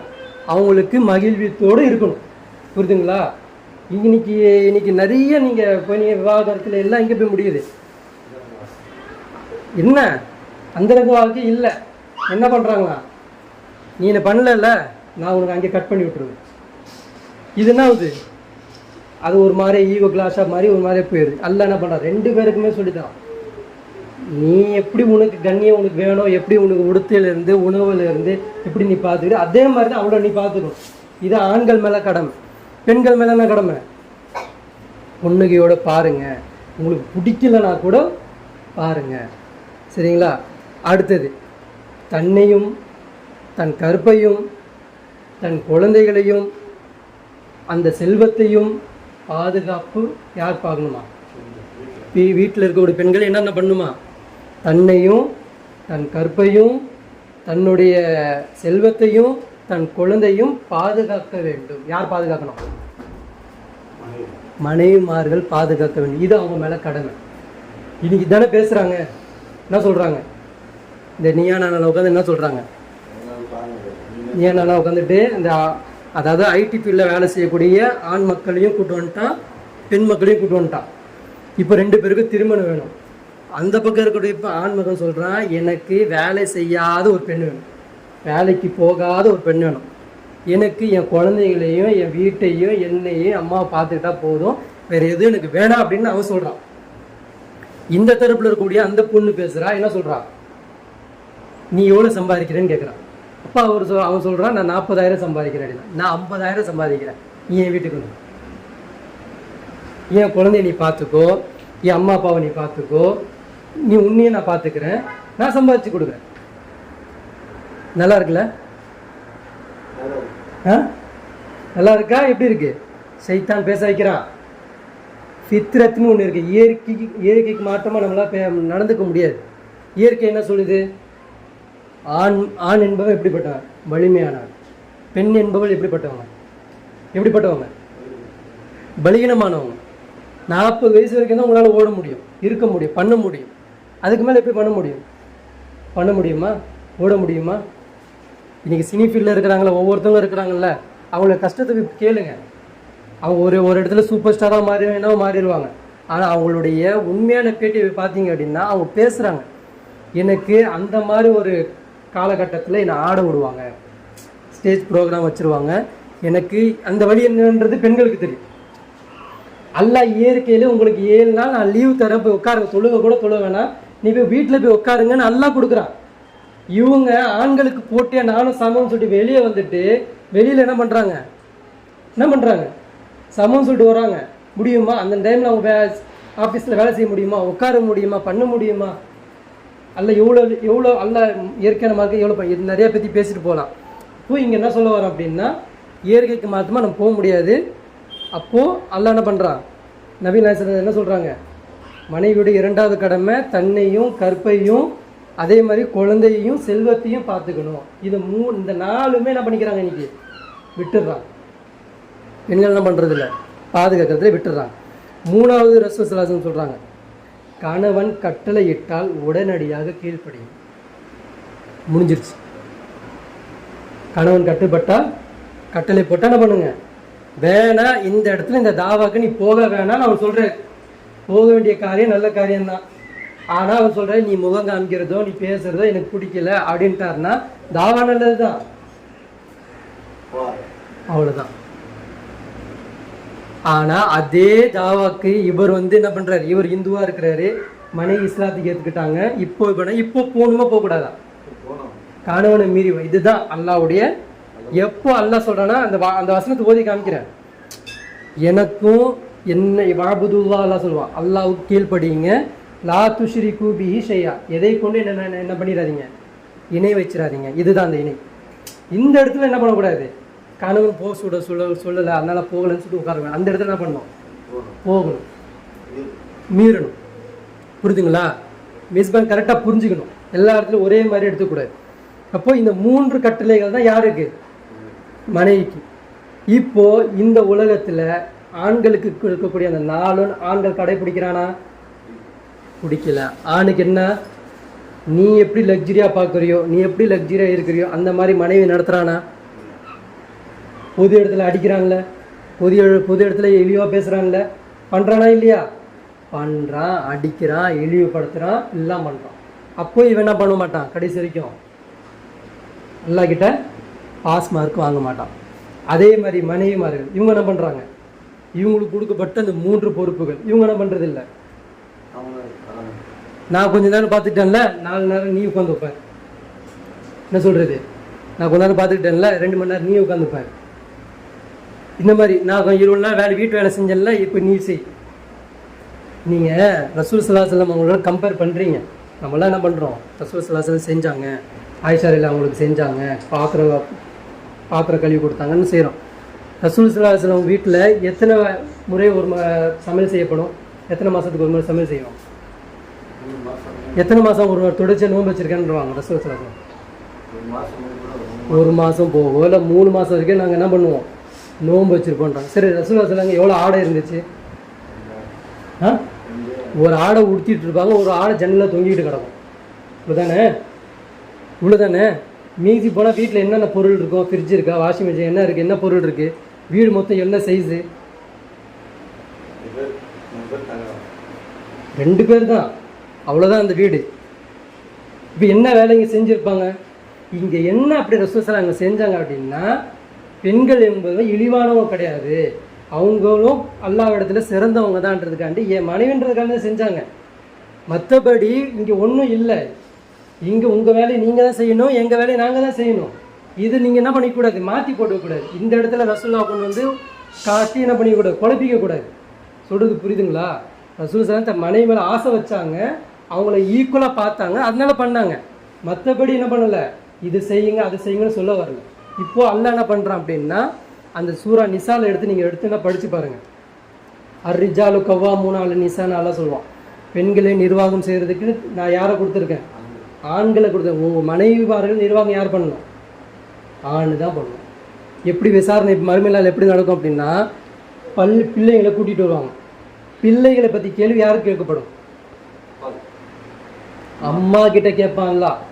பிள்ளை எப்படி வளர்த்த, என்ன சொல்லி கொடுத்த, என்னத்தை காட்டி கொடுத்த அப்படின்னு பிள்ளைகிட்ட கேட்பான், அம்மா கிட்ட கேட்பான்.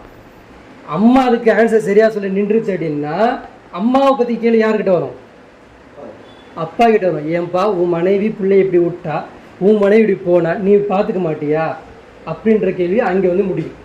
புரியுதுங்களா? இப்போ அல்லாஹ் வந்து கரெக்டாக தான் செயினை வச்சுருக்கிறான், நம்ம தான் என்ன பண்ணிக்கிறோம், மாற்றி மாற்றி புரிஞ்சுக்கிறோம். சரி, இப்படி நம்ம என்ன பண்ணிக்கணும், இந்த கடமைகளை சரி வரையாக நம்ம செய்யணும். இது நம்ம செஞ்சோம் அப்படின்னா வெளியில் நம்ம எப்படி இருப்போம், கரெக்டாக இருப்போமா இல்லையா? கரெக்டாக இருப்போம். அதுக்கு அடுத்தது நபிகள் நாயகம் சொல்லுவாங்க, இதுக்கு அடுத்து இது விட்டு கொடுத்து வாழ்வது, மன்னித்து விடுவது. என்ன பண்ணணும், அடுத்த கேட்டகரி ரசூலுல்லாஹ் சொல்கிறாங்க, விட்டு கொடுத்து வாழுங்க, மன்னித்து விட்டு போங்க. எப்படி? இப்போது ஆசியா அம்மையார் இருக்காங்க, ஆசியா அம்மையார் இருக்காங்க. இவங்களுடைய கணவர் யார், கணவன் யார், ஃபிரோன். ஃபிரோன்கிட்ட இவங்க இஸ்லாத்தை ஏற்றுக்கிட்டாங்க. இஸ்லாத்தை ஏற்றுக்கினால ஃபிரோன் என்ன பண்ணியிருப்பான், கொஞ்சம் கற்பனை பண்ணி பாருங்க, என்ன பண்ணியிருப்பான். கடுமையாக தண்டிச்சான், அவமானப்படுத்தினான், இழிவுபடுத்தினான். 1 நாளா 2 நாளா நாட்கள் தெரியல, ஆனால் இழிவுபடுத்தினானா இல்லையா? ஆனால் அந்த ஆசியா அம்மையார் அல்லாஹ் கிட்ட கேட்ட பிரார்த்தனை என்னது, இவன் ஒரு டம்மி வீடு எனக்கு காமிக்கிறான், நீ எனக்கு எங்கே கட்டு, மாளிகை அங்கே கட்டு. ஆனால் உலகத்தில் இவங்க என்ன பண்ணாங்க, வேற கல்யாணம் பண்ணிக்கிட்டாங்களா, விட்டு போனாங்களா, நல்லா கொடுத்தாங்களா? இதை விட ஒரு அவமானம் இந்த உலகத்தில் யாரும், ஃபிரோனை விட ஒருத்தர் வந்து கடுமையாக நடந்துக்க முடியுமா? இங்கே யாரும் நடந்துக்கிறாங்களா? அப்போ அந்த அம்மையார் எவ்வளோ விட்டு கொடுத்து வாழ்ந்தாங்களா இல்லையா? வாழ்ந்தாங்க. அதே மாதிரி நூ நபி இருக்கிறாங்க. நூ நபி எத்தனை வருஷம் வாழ்ந்தாங்க? 950 வருஷம், பிரச்சனை 1000 வருஷம் வாழ்ந்தாங்கன்னு வச்சுக்கோங்க. மனைவி எவ்வளோ வருஷம் கூட இருந்திருப்பாங்க மனைவிமார்கள்? மனைவி எவ்வளோ வருஷம் இருந்தாங்க? ஆரம்பத்தில் இருந்து இறுதி வரைக்கும் மனைவி இவங்களுக்கு பிரச்சாரத்தை ஏற்றுக்கவே இல்லை. எவ்வளோ அவமானப்பட்டிருப்பாங்க நூ நபி. ஒரு நாளாவது உனக்கு நான் விவாகரத்து தரேன்னு சொல்லியிருக்காங்களா? சொன்னாங்களா? எவ்வளோ அவமானப்பட்டிருப்பாங்க. ஏன் லூத் நபி இருக்கிறாங்க. லூத் நபி என்ன பிரச்சாரம் பண்ணுறாங்க, ஒரு எச்சரிக்கை செய்யாதீங்க அப்படின்னு சொன்னால் அதுக்கு உடனடியாக நிற்கிறது யார்? லூத் நபியோடைய மனைவி நின்னாங்க. அந்த ஒருநெச்சரிக்கைக்கும் அதுக்கு உடன்பட்டு நின்றுந்தாங்க. அப்போ எவ்வளோ அவமானம் இருந்திருக்கும். நீ பிரச்சாரம் வெளியே பண்ணிக்கிட்டு இருக்க, ஆனால் உன் மனைவி அதில் உடன்பாடோடு இருக்காங்க அப்படின்னா எப்படி இருக்கும்? கட்டுப்பட்டாங்களா? அப்போ ஒரு நாளாவது வேணாம்னு சொன்னாங்களா? அல்லாஹ் கொடுத்த அந்த ஃபித்ரத்து என்ன ஒரு சோதனை வந்துச்சோ அந்த சோதனை கடந்து போனாங்க. ஒரு நாளும் வேணாம் சொல்லலை. என் மனைவி இப்படி இருந்தால் கயிறு அலமதுல்லா, அல்லாஹ் என்ன கூட தான் நன்மையாக இருக்குன்னு சொல்லிட்டு அவங்க மூலியமா குழந்தை பெற்றுக்கிட்டாங்க. அவங்க கூட தான் வாழ்ந்தாங்க. அவங்க சமைச்சு போட்டதான் சாப்பிட்டாங்க. குறை சொல்லிக்கிட்டு வாழுது. ஆமாவா இல்லையா? இதெல்லாம் எல்லாம் குரான்ல சொல்றானா இல்லையா? இல்லை நான் கட்டுக்கதையாக பேசிக்கிட்டு இருக்கேனா? இப்போ ரசூல் ஸல்லல்லாஹு அலைஹி வஸல்லம் இதுதான் சொல்றாங்க. உங்களுக்கு என்ன வாழ்க்கை கொடுக்கப்பட்டிருக்கோ அதை ஏற்றுக்கிட்டு அல்லாஹ்வுக்காண்டி கட்டுப்பட்டு போயிட்டே இருக்கு. இவன் பார்க்குறான், அவன் பார்க்குறான், அவனுக்கு பண்ணல, இவன் பண்ணல, இவன் பண்ணாதான் நான் பண்ணுவேன். இதை பேச உன்கிட்ட என்ன கேள்வி? நீ சரியா இருந்ததான் உன்னை கேட்க போறான். அவன் சரியா இருந்தான் உன்கிட்ட அப்படின்னு உனக்கு கேட்க போறது இல்லை. நீ அவன்கிட்ட சரியா இருந்தாதான் உன்கிட்ட கேள்வி. அவன் உன்கிட்ட சரியா இருந்தாலும் உன்கிட்ட கேட்க போறான். இதான கேள்வி. அப்போ நாம யாரு கட்டுப்பட்டு வாழணும்? அல்லாஹ் கட்டுப்பட்டு. இப்படி நம்ம இந்த குடும்ப வாழ்க்கையில நம்ம கட்டுப்பட்டு கரெக்டான விட்டு கொடுத்து அனுசரித்து நம்ம போனோம்னா எங்க சரியா மாறிடுவோம்? அல்லாஹ் கிட்ட சரியா மாறிடுவோம். வெளி உலகத்துக்கு நம்ம என்ன ஆயிடுவோம்? எவ்வளோ அநீதி நடந்தால் எவ்வளோ கெட்டது நடந்தாலும் நம்ம எப்படி இருப்போம்? அதுக்கு நேர்மாற்றமாக நேர்மையானவர்களாக நம்ம இருப்போம். சரிங்களா? அதுக்கப்புறம் ஸ்பீடாக சொல்லி முடிச்சிடுறேன். அதுக்கடுத்தது இப்போ நம்ம குடும்பம் சரியாயிருச்சு அப்படின்னா இப்போ ரசூல் ஸல்லல்லாஹு அலைஹி வஸல்லம் என்ன பண்ணாங்க? குடும்பத்தை சரி பண்ணிட்டாங்க. குடும்பம் கதீஜா நாயகி வந்துட்டாங்க, அவங்க இறந்து போயிட்டாங்க, அதுக்கு மனைவிமார் வந்தாங்க, பிள்ளைகள் வந்தாங்க, எல்லாமே என்ன ஆகிட்டாங்க? சரியாயிட்டாங்க. இப்போ என்ன பண்ணணும்? அடுத்த கட்டம் என்ன பண்ணணும்? இப்போ வெளிக்கு போகணும். இப்போ என்ன பண்ணணும்? இப்போ வீட்டில் உட்காந்துட்டு இருக்கக்கூடாது. இப்போ வெளிக்கு போயிடணும். இப்போ வெளியில் சமூகத்தில் ஒரு மனிதன் எப்படி நடந்து கொள்ள வேண்டும், நட்பு வைத்து கொள்ள வேண்டும், எப்போது எப்படி நடந்து கொள்ள வேண்டும் என்று நபிகள் ஸல்லல்லாஹு அலைஹி பண்ணாங்க, வெளியே வந்தாங்க. இதெல்லாம் நான் எங்கேருந்து எடுத்தேன்னா ரசூல் ஸல்லல்லாஹு வாழ்க்கையிலேருந்து எடுத்து சொல்கிறேன் உங்களுக்கு. அடுத்த கட்ட பிரச்சாரங்களும் வெளியில் வந்துட்டாங்க. என்ன பண்ணுறாங்க? ரசூல் ஸல்லல்லாஹு அலைஹி சொல்கிறாங்க, அல்லாஹ்விற்காக வேண்டி ஒருவரை நேசிக்க வேண்டும், அல்லாஹ்வுக்காக வேண்டி அவரை பகைத்து கொள்ள வேண்டும். ஒருத்தன் வெளியில் ஒருத்தன் நட்பை ஏற்படுத்துகிறான் அப்படின்னா எதுக்காண்டி ஏற்படுத்திக்கணுமா? அல்லாஹ்வுக்காண்டி நட்பை ஏற்படுத்தணும். அல்லாஹ்வுக்காண்டி தான் இருக்கணும். எப்படி? இவையெல்லாம் உலக ஆதாயத்திற்காக வேண்டி இருக்கக்கூடாது. ஒருத்தன் நட்பை ஏற்படுத்த இன்னைக்கு நட்பை ஏற்படுத்துறான்ல, ஒரு நாடுக்கு என்ன பண்ணுறான்? நட்பை ஏற்படுத்துறான். எதுக்கு நட்பை ஏற்படுத்துறான்? உலக ஆதாயத்துக்கு பண்ணுறான். இதே அல்லாஹ்வுக்காண்டி பண்ணானா? நஜ்ஜாஷி மன்னரும் ரசூல் ஸல்லல்லாஹு அலைஹி வஸல்லம் நட்பை ஏற்படுத்திட்டாங்களா? என்ன ஆச்சு? இங்கே அல்லாஹ்வுக்காண்டி பண்ணனால அங்கே என்னாச்சு? இஸ்ரா செஞ்சு வந்த மக்கள் என்ன ஆயிட்டாங்க? நட்பாயிட்டாங்களா? வாழ்க்கை கனெக்ட் ஆகுதா? வரலாறு கனெக்ட் ஆகுதா? புரியுதா? அப்போ இங்கே என்ன ஆகுது? அல்லாஹ்வுக்காண்டி பண்ணால் இங்கே நன்மை ஏற்படும். அல்லாஹ் அல்லாத உலக ஆதாயத்திற்காக வேண்டி ஒருத்தர் நட்பை ஏற்படுத்தினா என்ன ஆகும்? இப்போ இன்னைக்கு கலகம் மூட்டிக்கிட்டு சண்டை ஸ்டார்ட் ஆகுதா? எதுக்கு? நட்பு இல்லை, அல்லாஹ்வுக்காண்டி பண்ணலை, உலக ஆதாயத்துக்காண்டி பண்ணுறாங்க. அல்லது வெறுப்பு விருப்பத்திற்காக வேண்டி என்ன பண்ணுறது? நட்பு கொள்வது பண்ணுறாங்களா? கூட்டணி போடுறாங்களா? இந்த நாடோடைய நீ என்ன கூட்டணி என்னது? அவன் சொல்லிட்டான், கொஞ்சம் நாளைக்கு அவனுக்கு பாதுகாத்துக்கூடா அப்படின்றாங்க. வெறுப்புக்காண்டி பண்ணுறது, பிரியத்துக்காண்டி பண்ணுறது இல்லை. எப்போ ஒன்று என்ன பண்ணுவான்? இந்த நேட்டு வந்து சொல்கிறாங்கல்ல, அந்த என்னது ஒவ்வொரு நாட்டுடைய பேர், அந்த கூட்டணி, இப்போ இத்தனை நாடு கூட்டணி, இதெல்லாம் இவங்களாம் எப்படி இருக்கிறாங்க? வெறுப்போடு தான் இருக்காங்க. வெறுப்போடு சேர்ந்து தான் இருக்காங்க. இவன் சொல்லிட்டான், அவன் சொல்லிட்டான் இருக்கான்னு இருக்கிறாங்க. இப்போ இந்த மாதிரி இருக்குன்னா பண்ணக்கூடாதா? இருக்கக்கூடாது. இதெல்லாம் யார் சொல்கிறா? நபிகள் ஸல்லல்லாஹு அலைஹி வஸல்லம் 2 வரையில் அத்தனை லட்சமாக போயிடுறாங்க. ஒருத்தர் அல்லாஹ்வுக்காண்டி என்ன பண்ணணும்? சேரணும். அல்லாஹ்வுக்காண்டி தான் வெறுத்து போகணும். இன்னைக்கு அல்லாஹ்வுக்காண்டி இங்கே யாரும் எடுக்கிறது கிடையாது. எடுக்கிறாங்க ஆதாயத்துக்காண்டி எடுத்துக்கிறாங்க, அல்லது வெறுப்பு விருப்பத்துக்காண்டி சேர்றாங்க. சந்தர்ப்பவாதிகளாக வேண்டி பழகுவது, சந்தர்ப்பத்திற்காக என்ன பண்ணுறது? இப்போ கூட்டணி கட்சி இப்போ அடுத்த வருஷம் ஆகும். கூட்டணி கட்சி சேரும். யார் யாரோட சேர்றாங்க, எப்போ இந்த களி வலுவாக இருக்கும்? எதுக்கு? கழட்டி சேர்த்துக்கமா தூக்கி போட்டுருது. பிரியாணிக்கு என்ன பண்ணுவோம்? ஏலக்காய் லொட்டு இதெல்லாம் போடுவோம். ஆனால் சாப்பிடும்போது ஏலக்காயெல்லாம் சாப்பிடுவோமா? ஏலக்காய் லொட்டு அந்த பட்டை எல்லாம் என்ன பண்ணுவோம்? எல்லாம் தூக்கி வீசி போடுவோம். அப்போ இவங்க என்ன பண்ணுறாங்க? வெறுப்புக்காக வேண்டி சந்தர்ப்பவாதியாக பழகிறது, சரி கட்டுவதற்காக வேண்டி என்ன பண்ணுறது? ஒரு தப்பு செஞ்சுட்டோம், அதுக்காக சரி கட்டுறதுக்காக பழகு. இந்த மாதிரி எதுக்காக வேண்டி என்ன பண்ணக்கூடாதான்? நட்பு வைத்து கொள்ளக்கூடாது. எதுக்காண்டி வைக்கணும்? அல்லாஹ்வுக்காக வேண்டி சேரணும், அல்லாஹ்வுக்காண்டி விடணும். இதுதான் ரசூல் ஸல்லல்லாஹு அலைஹி வஸல்லம் நஜ்ஜாஷி மன்னரோட என்ன பண்ணாங்க? நட்புறவே பண்ணாங்க. நபிகள் நாயகம் ஸல்லல்லாஹு அலைஹி வஸல்லம் ஒரு ஹதீஸ் சொல்கிறாங்க. என்னன்னு? யார் ஒருவர் அல்லாவிற்காக வேண்டி நேசித்து அல்லாவிற்காக வேண்டி வெறுத்து ஒதுக்கி கொள்கிறாரோ அவருக்கு மறுமையில் அல்லாஹ் ஒரு ஒளியான ஒரு மிம்பர் தருவானா. என்ன தரான்ல? ஒரு ஒளியான மிம்பர் யாருக்கு தரானா? யார் அல்லாஹ்காண்டி சேர்ந்து அல்லாஹ்காண்டி வெறுத்து வாழ்ந்தாங்களோ அவங்களுக்கு ஒளியிலான ஒரு மிம்பர் தருவானா. அந்த ஒளி அந்த மிம்பரை பார்த்து 2 பேர் பொறாமப்படுவாங்க. 2 மக்கள், அவங்க 2 பேர் மக்களோட பேரை கேட்டீங்கன்னு நீ ஆச்சரியமாயிருவீங்க. யார் தெரியுமா? முதல்ல நபிமார்கள் எல்லாருமே அந்த மெம்பரை பார்த்து பொறாமப்படுவாங்க. அப்படிப்பட்ட ஒரு மெம்பரை அல்ல யாருக்கு தருவானா? அல்லாஹ்வுக்காண்டி வெறுத்து அல்லாஹ்வுக்காண்டி சேர்ந்தவங்களுக்கு அந்த மெம்பர் தரான். முதல்ல பொறாமப்படக்கூடியவங்க யாரு? யார் படுறா? நபிமார்கள் படுறாங்க. இரண்டாவது யார் பொறாமப்படுறாங்கன்னா சுஹதாக்கள் பொறாமப்படுறாங்க. நம்மளாம் யாரை பார்த்து பொறாமப்படுறோம்? ஹம்சார் அலியை பார்த்து பொறாமப்படுறோமா? ஒரு சாபியை பார்த்து பொறாமப்படுறோமா? இப்படிலாம் இவங்களுக்குலாம் ரெக்கை மாதிரி புரிய மாதிரி பறந்துகிட்டு இருக்காங்க, பொறாமப்படுறோமா? இவங்களை பார்த்து பொறாமப்படுவாங்க. அல்லாஹ் என்ன மாதிரி ஒளியான ஒரு மிம்பரை ஏற்படுத்தி எல்லாம் இவங்களை உட்கார வச்சிருக்காங்க. எதுக்காக வேண்டி? அல்லாஹ்காண்டி சேர்ந்தாங்க, அல்லாஹ்காண்டி விட்டாங்க. இதெல்லாம் தனிநபர் ஒழுக்கத்தில் இதெல்லாம் வரும். இதெல்லாம் நீ வீட்டில் நீ இந்த மாதிரி ப்ராசஸ் இந்த மாதிரி நம்ம பண்ணோம் அப்படின்னா இந்த மாதிரி மனிதர்களாக மாறும். ரசூல் ஸல்லல்லாஹு அலைஹி வஸல்லம் வார்த்தெடுக்கப்பட்ட மனிதர்களாக சஹாபாக்கள் மாறினாங்களே, இந்த மாதிரி நம்ம மாறும். எப்படி மாறும்னா இதெல்லாம் நம்ம எடுத்து என்ன பண்ணோம்? வாழ்க்கையோட கனெக்ட் பண்ணணும். நம்ம என்ன பண்ணுறோம்? வரலாறாக பார்க்குறோம், படிப்பினையாக பார்க்குறது கிடையாது. வரலாறு ஹிஸ்ட்ரி, கதை, ஸ்டோரி மாதிரி போகும். படிப்பினையாக பார்த்தோன்னா அதுலேருந்து என்ன பண்ணலாம்? இன்றைக்கி முஸ்லீம் சமுதாயம் என்ன பண்ணலாம்? படிப்பினை எடுத்து பார்க்கலாம். ஆனால் என்ன பண்ணுறதில்ல. நம்மள்கிட்ட எத்தனை கட்சி இருக்குது? எஸ்டிபி இருக்குது, தமுக இருக்குது, என்ன எத்தனை கட்சிகள் இருக்குது. நம்மள சேர்ந்துக்கிறோமா? ஆனால் இங்கே என்ன பேசிகிட்டு இருக்கான்ல? சமத்துவத்தை பற்றி பேசிகிட்டு இருக்கான், சமரசத்தை பற்றி பேசிக்கிட்டு இருக்கான், ஒற்றுமையை பற்றி பேசுகிறான், தனிநபர் ஒழுக்கத்தை பற்றி பேசுகிறான். எங்கேருந்து எல்லாம் ஸ்டார்ட் பண்ணுறான்? குடும்பத்திலேருந்து ஸ்டார்ட் பண்ணுறான். இதெல்லாம் நம்ம செய்யணும். அடுத்தது நபிகள் நாயகம் ஸல்லல்லாஹு அலைஹி வஸல்லம் சொல்கிறாங்க, ஷார்ட்டாக சொல்லிடுறேன், புன்னகையோடு பார்க்க வேண்டும். யாரையா?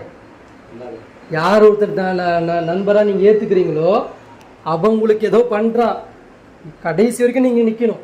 அவன் துரோகம் பண்ணுறானா, ஏமாத்துறானா, பித்தனா பண்ணுறானா, என்ன பண்ணுறான் இருக்கட்டும். ஆனால் நீங்கள் எப்படி இருக்கணுமா? புன்னகையோடு வாங்க உட்காங்க. எப்படி? அது முகஸ்திதியோடு இல்லை, ஓப்பா போனாம் பாரு, இப்படி இல்லை. கடைசியில் அல்லாஹ்காண்டி அவனுக்கு என்ன பண்ணணும்? புன்னகையோடு பார்க்கணும். 2வது, மனம் நோகாமல் அவன்கிட்ட என்ன பண்ணணுமா? நடந்து கொள்ளணும். அவனை மனம் நோகிற மாதிரி எப்பவுமே நம்ம நடந்துக்கூடாது. அவன் நடந்துக்கிட்டானா அது அல்லாஹ்வுக்கு அவனுக்கும். நம்ம என்ன பண்ணக்கூடாது? மனம் நோகாமல் நடந்துக்கணும்.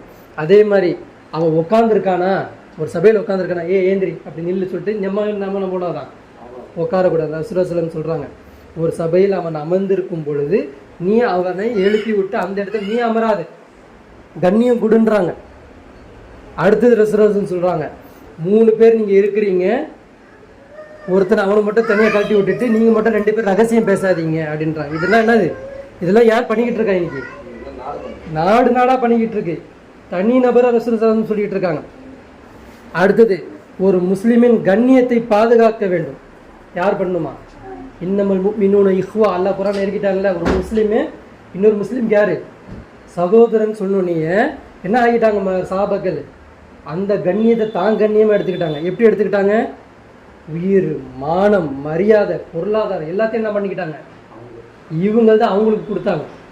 ரசூலுல்லாஹி ஸல்லல்லாஹு அலைஹி வஸல்லம் காபத்துல்லாவை பார்க்குறாங்க. காபத்துல்லா பார்த்து சொல்கிறாங்க, காபத்துல்லாவே உனக்கு என்ன இருக்குது? ஒரே ஒரு சிறப்பு தான். என்ன சிறப்பு? பைத்துல்லா, அல்லாஹ்வுடைய வீடுன்ற ஒரு சிறப்பு தான். ஆனால் என் முஸ்லீம் சமுதாயத்திற்கு நான் 3 சிறப்பை விட்டு போகிறேன்.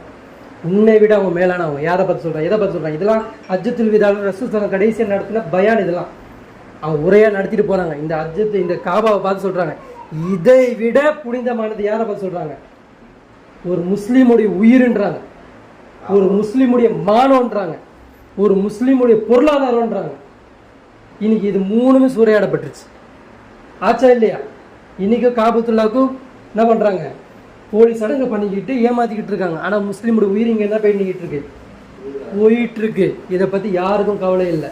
உன் இனத்தையே ஒருத்தன் அழிச்சிக்கிட்டு இருக்கான், இழிவுபடுத்திக்கிட்டு இருக்கான். அதை கேட்க உனக்கு துப்பு இல்லை. நீ மற்றவனுடைய தீமை போய் எப்படி தடுப்ப? எப்படி தடுக்க முடியும்? சரிங்களா?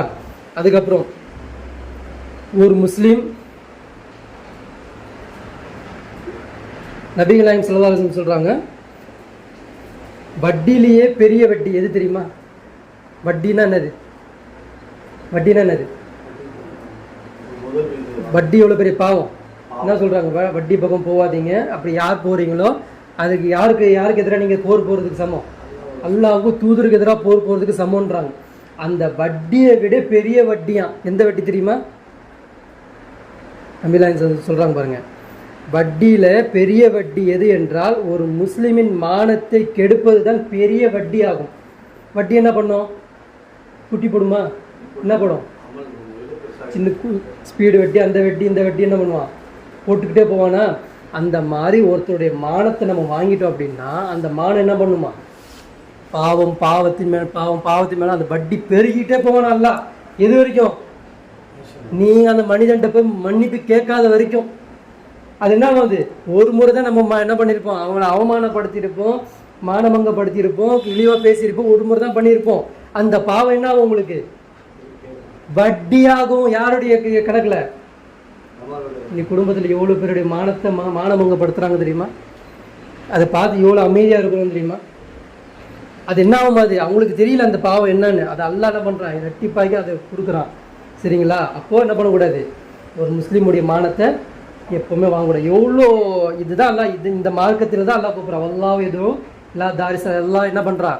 என்னுடைய இஸ்லாத்திற்கு, என்னுடைய அமைதியான வீட்டிற்கு நீங்கள் வாங்க. எவ்வளோ அமைதியான வீடு என்ன சொல்லுது? ஒருத்தனை மானமங்கப்படுத்தாதுன்னு சொல்லும் பொழுது ஒரு அரசாங்கமாக உட்காந்துக்கிட்டு ஒரு நாடை மானமங்கப்படுத்துமா? ஒரு நாட்டோட உயிரை வாங்குமா? இந்த இஸ்லாம் வாங்குமா? வாங்காது.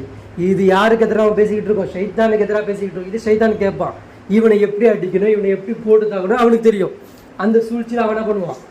போவான். புரியுதுங்களா?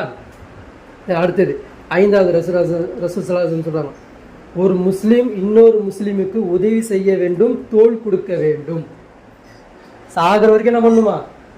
உதவி செய்யணும், தோள் கொடுக்கணும். நபிகள் நாயகம் ஸல்லல்லாஹு அலைஹி வஸல்லம் அவர்கள் சொன்னார்கள், மஸ்ஜிதுன் நபவியில் ஒருவர் ஈத்திகா வைத்தால் எந்த அளவுக்கு நன்மை கிடைக்கும்? ஒரு மாதம் ஈத்திகா வைத்தால் எவ்வளோ நன்மை கிடைக்கும்? மஸ்ஜிது நபவியில் தொழுதாலே அவ்வளோ நன்மை. ஈத்திகாஃபு ஒரு மாதம் அளவு வைத்தால் எவ்வளோ நன்மை கிடைக்கும்? அதை விட ஒரு முஸ்லிமுக்கு உதவி செய்வது தான் உங்களுக்கு அதை விட நன்மை கிடைக்கும்ன்றாங்க. எதுவும் மஸ்ஜித் நபவியில் ஈத்திகா விற்பதை விட ஒரு முஸ்லீமுக்கு போய் உதவி செய்கிறது எந்த அளவுக்கு ஈடாகும்? அதை விட உங்களுக்கு அல்லாஹ் என்ன பண்ணுறான்? உங்களுக்கு நன்மையை தரான்னு ரசூல் ஸல்லல்லாஹு அலைஹி வஸல்லம் சொல்கிறாங்கன்னா, ஒரு முஸ்லீமுக்கு உதவி செய்கிறது இன்னொரு முஸ்லீம் மேலே கடமையா இல்லையா? எவ்வளோ பார்த்துட்டு கடந்துட்டு போகிறாங்க. இப்போ இந்த மாதிரி நம்மளுடைய சமூகத்தை, நம்ம சமுதாயத்தை இந்த மாதிரி வார்த்தை எடுத்தோம்னா நம்மளை பார்த்து அவன் படிப்பினை பெறுவானா பெறமாட்டானா? நம்மளை வேணும்னு சொல்லுவானா சொல்ல மாட்டானா? இவங்க தான் ஆட்சிக்கு இருக்கணும்னு சொல்லுவானா சொல்ல மாட்டானா? ஏன்? ஏன்னா இவன் தனிநபர் ஒழுக்கம் இருக்கு, பாவம் இல்லை, படைத்தவனை உட்கார வச்சிருக்கான், அவன் பார்ப்பான். இயற்கை மதமே அவனை சிந்திக்க வைக்கும். சரிங்களா? அதுக்கப்புறம் ரசூலுல்லாஹி ஸல்லல்லாஹு அலைஹி வஸல்லம் சொல்கிறாங்க, ஒரு முஸ்லீமை பற்றி நம்மிடம் அவதூறு பேசப்பட்டால் அதை மறுத்து பேசணும். ரசூலுல்லாஹி ஸல்லல்லாஹு அலைஹி வஸல்லம் சொல்கிறாங்க, ஒருத்தரை பற்றி உங்கள்கிட்ட அவதூறு பேசப்படுதா, அது உனக்கு தெரியுது, இவன் அவதூறு தான் பேசான்னு தெரியுதா, அதை நீ மறுத்து அந்த இடத்துல பேசணும். அது எதுக்கு சம்மந்தம் தெரியுமா? நபிகள் சொல்கிறாங்க, இவர் ஒருவர் அவ்வாறு மறுத்து பேசினால் என்றால் அவர் மீது அல்லாஹ்வுக்கு நரகத்திலிருந்து பாதுகாப்பு பெறுவது அல்லாஹ்வின் மீது கடமையாகும். எங்க இவர் தொழுவுல, நோன்பு வைக்கல, எந்த கடமையும் செய்யல, என்ன பேசுறாரு? நீ பேசுறது தப்புப்பா, அவன் அந்த மாதிரி அவதூறு பேசியிருக்க மாட்டான்பான்னு சொல்லிட்டு அந்த போல்டா பேசுறாரு பத்தியா, உறுதிப்படுத்துறாரு பத்தியா? அப்படி பேசுனா அல்லாஹ் மேல என்ன கடமையா? இவனை எப்படியாவது நரகத்திலிருந்து காப்பாற்றி சொர்க்கத்துக்கு போற வரைக்கும் அல்லாஹ் மேல என்னது கடமையாக்கிக்கிறேன்றான் அல்லாஹ். அந்த அளவுக்கு அல்லாஹ் பாதுகாப்பு கொடுக்குறான். எது? அவதூற நீங்க என்ன பண்ணிடாதீங்க, சிம்மியலுக்கு பேசிடாதீங்க, அங்கேயே முற்றுப்புள்ளி வச்சிருங்கன்றான் அல்லாஹ். இப்போ அதுக்கு அவ்வளோ பெரிய சன்மானம் அல்லாஹ் கொடுக்குறான். எதை கொடுக்குறான்? நரகத்துக்கு போகாம நானே பாதுகாப்பேன்றான். அவன் நரகத்துக்கு தள்ள விட மாட்டேன்றான் அல்லாவே சொல்றான். இப்படி அல்லாஹ் சொல்றது, ரசூல் ஸல்லல்லாஹு அலைஹி வஸல்லம் சொல்றாங்களா, இது உண்மையான மார்க்கமா இல்லையா? இப்போ இதுதான் நம்ம ஃபாலோ பண்ணணும், இதுதான் நம்ம எடுத்து காட்டுறோம். இதை நம்ம சரி செஞ்சாதான் மேலே இருக்க தப்பு சரியாகும். வீட்லேயே தப்பு வச்சுக்கிட்டு வெளியில் போய் தப்பு என்ன பண்ண முடியாது, தடுக்க முடியாது. இப்போ வீட்டில் என்ன இருக்குது? அவதூறு இருக்கா? வீட்டில் உதவி செய்கிறது இல்லைல்ல? இப்போ இதெல்லாம் நம்மள்ட்ட இருக்கா இல்லையா? எல்லாமே நம்மள்ட்ட ஆப்போசிட்டாக தான் இருக்குது. எது நம்ம சொல்கிறோமோ எல்லாத்துக்கும் ஆப்போசிட்டாக நம்ம வச்சுருக்கோம். அதுக்கப்புறம் அல்லாஹ் ரசூல் ஸல்லல்லாஹு அலைஹி வஸல்லம் சொல்கிறாங்க, பாதைகளில் அமர்வதை விட்டும் நான் உங்களை எச்சரிக்கை செய்கிறேன். இதை சொல்லி முடிச்சுக்கிறேன். சரிங்களா? பாதையில் அமர்வதை விட்டும் உங்களை நான் என்ன பண்ணுறேன், எச்சரிக்கை பண்ணுறேன் அப்படின்றாங்க. இன்னைக்கு பாதையில் யார் உட்காந்துருக்காரு? நம்ம உட்காருமா? யாரும் இன்னைக்கு உட்காரல. ஒரு காலம் இருந்துச்சு, அன்றைக்கி என்ன பண்ணாங்க, ஒரு பெரிய ஒரு ஆலமரம் இருக்கும், அதை சுற்றி கட்டி வச்சுருப்பாங்க, உட்காந்துருப்பாங்க, ஒருத்தர் அவதூறு பேசிப்பாங்க, அப்படி இப்படி பண்ணிப்பாங்க. அந்த காலத்தில் நடந்துட்டு இருந்தது. இன்னைக்கு எங்கே உட்காந்துருக்கான் தெரியுமா? ஆன்லைனில் உட்காந்துருக்கான் எல்லாரும். இன்னைக்கு ஆன்லைன் பிரச்சாரத்தை இதை கொண்டு போய் என்ன பண்ணணும், கனெக்ட் பண்ணணும். ஆன்லைனில் எல்லாருமே உட்காந்துருக்குறான். அன்னைக்கு எதில் உட்காந்துருந்தான்? ஒரு முற்றத்தில், ஒரு இதில் செவத்தில் உட்காந்துருந்தா ஒருத்தன் வந்தானே யார் தெரியுமா? அவனை பற்றி அவதூறு பேசுறது, போய் பேசுறது, ஏதாச்சும் ஒன்று பண்ணுறது. இன்றைக்கி ஆன்லைனில் உட்காந்துட்டு பண்ணுறாங்க. அது ரசூல் ஸல்லல்லாஹு அலைஹி வஸல்லம் அன்றைக்கி அப்படி பேசிட்டு போயிட்டாங்க. எப்படி சொல்கிறாங்க? பாதைகளில் அமர்வதை விட்டும் நான் உங்களை எச்சரிக்கை செய்கிறேன். இன்றைக்கி அந்த பாதை எதுவும் எந்த பாதை? ஆன்லைன் தான் அன்றைக்கி இந்த பாதை. ஃபஸ்ட்டு சொல்கிறாங்க, பார்வைகளை தாழ்த்திக்கொள். பார்வைகளை தாழ்த்திக்கொள். இன்றைக்கி ஆன்லைனில் என்ன ஆகுது? தனியாக உட்காரும்போது என்ன ஆகுது? எவ்வளோ அட்டு மீறி நம்ம போயிட்டுருக்கோம், எவ்வளோ போகிறோம். எக்ஸ்ட்ரீம் என்னது? யாரும் பார்க்கலன்ற ஒரு கண்ணோட்டத்திலே போகிறோம். ஆனால் அங்கே என்ன நடந்துக்கிட்டு இருக்கு? யார் பார்க்குறா? நல்லா பார்க்குறான். இன்றைக்கி ஆன்லைனில் என்ன பண்ணுறாங்க? தனி நபர் ஒவ்வொருத்தருக்கும் ஃபோனு கையில் கிடச்சிட்டு அவங்க இஷ்டத்துக்கு போயிட்டுருக்குறாங்க. அப்போ பார்வை, அப்போ ஒரு பாதையில் உட்காரோன்னா அங்கே என்ன பண்ணணுமா? பார்வையை தாழ்த்து. உங்களுக்கு மிஸ்பேலன்ஸ் ஆகிற மாதிரி நிறைய பேர் வருவாங்க போவாங்க. நீங்கள் என்ன பண்ணுங்க? பார்வையை தாழ்த்திக்கணும்னா பார்வை தாழ்த்துறது அந்த பக்கமே போகாதுன்னு அர்த்தம். புரியுதுங்களா? அது ரசூல் ஸல்லல்லாஹு அலைஹி வஸல்லம் சொல்கிறாங்க. பிறருக்கு தொந்தரவு செய்வதை தடுக்க வேண்டும். அங்கே உட்காந்து என்ன பண்ணக்கூடாது? தொந்தரவு பண்ணிட்டு. இன்றைக்கி என்ன பண்ணிகிட்டு இருக்காங்க? பண்ணுறாங்களா? மீம்ஸ் போடுறாங்களா? இவன் அவனுக்கு மீம்ஸ் போடுற, அவன் இவனுக்கு மீம்ஸ் போடுற, இவன் அவனுக்கு அவதூறு, அவன் இவனுக்கு அவதூறு பண்ணுறாங்களா? தொந்தரவு கொடுக்குறாங்களா? ஒருத்தர் நல்ல கருத்து சொல்ல வந்தால் அவனை பற்றி என்ன பண்ணுறது? 4 விதமாக கீழே போய் பேசுகிறது. இவன் என்னத்த வந்தான், இவன் என்னத்த பண்ணான், இவன் என்னத்த அங்கே பண்ணான், இப்படின்றது 4 விஷயம் போடும்போது அந்த உண்மையை நேரம் அப்படியே அமுக்கி போயிடும். இந்த மாதிரி என்ன பண்ணுறாங்க? அன்றைக்கி சபையில் உட்காந்து, அன்றைக்கி உட்காந்துட்டு வெளியே உட்காந்து முற்றத்தில் உட்காந்து பேசுனாங்க, இன்றைக்கி ஆன்லைனில் உட்காந்து பண்ணிக்கிட்டு இருக்காங்க. அதே மாதிரி ரசூல் ஸல்லல்லாஹு அலைஹி வஸல்லம் சொல்கிறாங்க, அந்த மாதிரி இடத்துல நீ உட்கார்ந்தீங்க அப்படின்னா சலாத்திற்கு பதில் சொல்லுங்கள். ஒருத்தர் உங்கள்கிட்ட பேசுகிறாரு, எதா பண்ணுறாரு அப்படின்னா அவங்கள்ட்ட நீங்கள் என்ன பண்ணுங்கள்? பதில் சொல்லுங்கள், பேசுங்க. என்ன, எதுக்கு வந்திருக்கீங்க, என்ன வந்திருக்கீன்ற மாதிரி பதில் பேசுங்கன்றாங்க. நீங்கள் ஆன்லைனில் அந்த மாதிரி நடக்குதா? அந்த மாதிரி எவனும் கேட்குறதா எவனும் இல்லை. நீ எதுக்கு வந்து என்ன பண்ணிக்கிட்டு இருக்க, என்ன எதுவும் இல்லை. புரியுதுங்களா? இந்த மாதிரி போயிட்டுருக்கு. இப்போ ஒரு ஃபேஸ்புக்கே வச்சுக்கோங்க. ஒரு ஃபேஸ்புக்கில் இன்னொரு பையன் புதுசாக வரான், சலாம் சொல்கிறான் அப்படின்னா இந்த பெரியவர் என்ன பண்ணுறது கிடையாது. சின்ன, நீ எதுக்கு இந்த அக்கௌண்ட்டில் வந்துருக்கிற, எதுக்கு இதெல்லாம் நீ லைக் பண்ணி வச்சுருக்கிற, ஏன் இந்த குரூப்லலாம் இருக்கிறன்ற மாதிரி எந்த கேள்வியும் நம்ம பண்ணுறதில்ல, கேட்குறதில்ல. அதே நம்ம தெருவில் ஒரு சின்ன பையன் தம் அடித்தா கேட்போமா, கேட்க மாட்டோமா? ஏன்டா இந்த உங்கள் அப்பா எப்படி பார்த்த, நீ ஏன்டா இப்படி தம் அடிச்சு கேட்குறோமா, கேட்குறியா? இந்த மாதிரி ஆன்லைனில் என்ன பண்ணுறதில்ல. யாரையும் அவன் சின்னவனா, அவனுக்கு ஏஜ் அதில் போட்டிருப்பான், அவன் என்ன படிக்கிறான்றதுக்கு போட்டிருப்பான், ஆனால் அவனை என்ன பண்ண மாட்டாங்க, கேட்க மாட்டாங்க. இப்படி போயிட்டுருக்கு. ஆனால் ரசூல் ஸல்லல்லாஹு என்ன பண்ணுறாங்க? கேட்க சொல்கிறாங்க, அவனுக்கு பதில் சொல்கிறாங்க. அதே மாதிரி 4வது, அந்த மாதிரி பொது வெளியில் நீ உட்காடுறீங்களா, நன்மை ஏவுங்க, தீமையை தடுங்க. என்ன சொல்கிறாங்க? நன்மை ஏவுங்க, தீமையை தடுங்க. யாராவது வழிபோகன்னு உதவி கேட்டால் அவனுக்கு உதவி செய்யுங்க. அந்த இடத்துல உங்களுக்கு அந்த மாதிரி உதவி கேட்டாங்க அப்படின்னா அவங்களுக்கு உதவி செய்யுங்க அப்படின்றது ரசூல் ஸல்லல்லாஹு அலைஹி வஸல்லம் சொல்லி முடிக்கிறாங்க. இப்போது இந்த தலைப்புலேருந்து நம்மளுக்கு என்ன புரிஞ்சுது? இப்போ என்ன புரிஞ்சுது நமக்கு?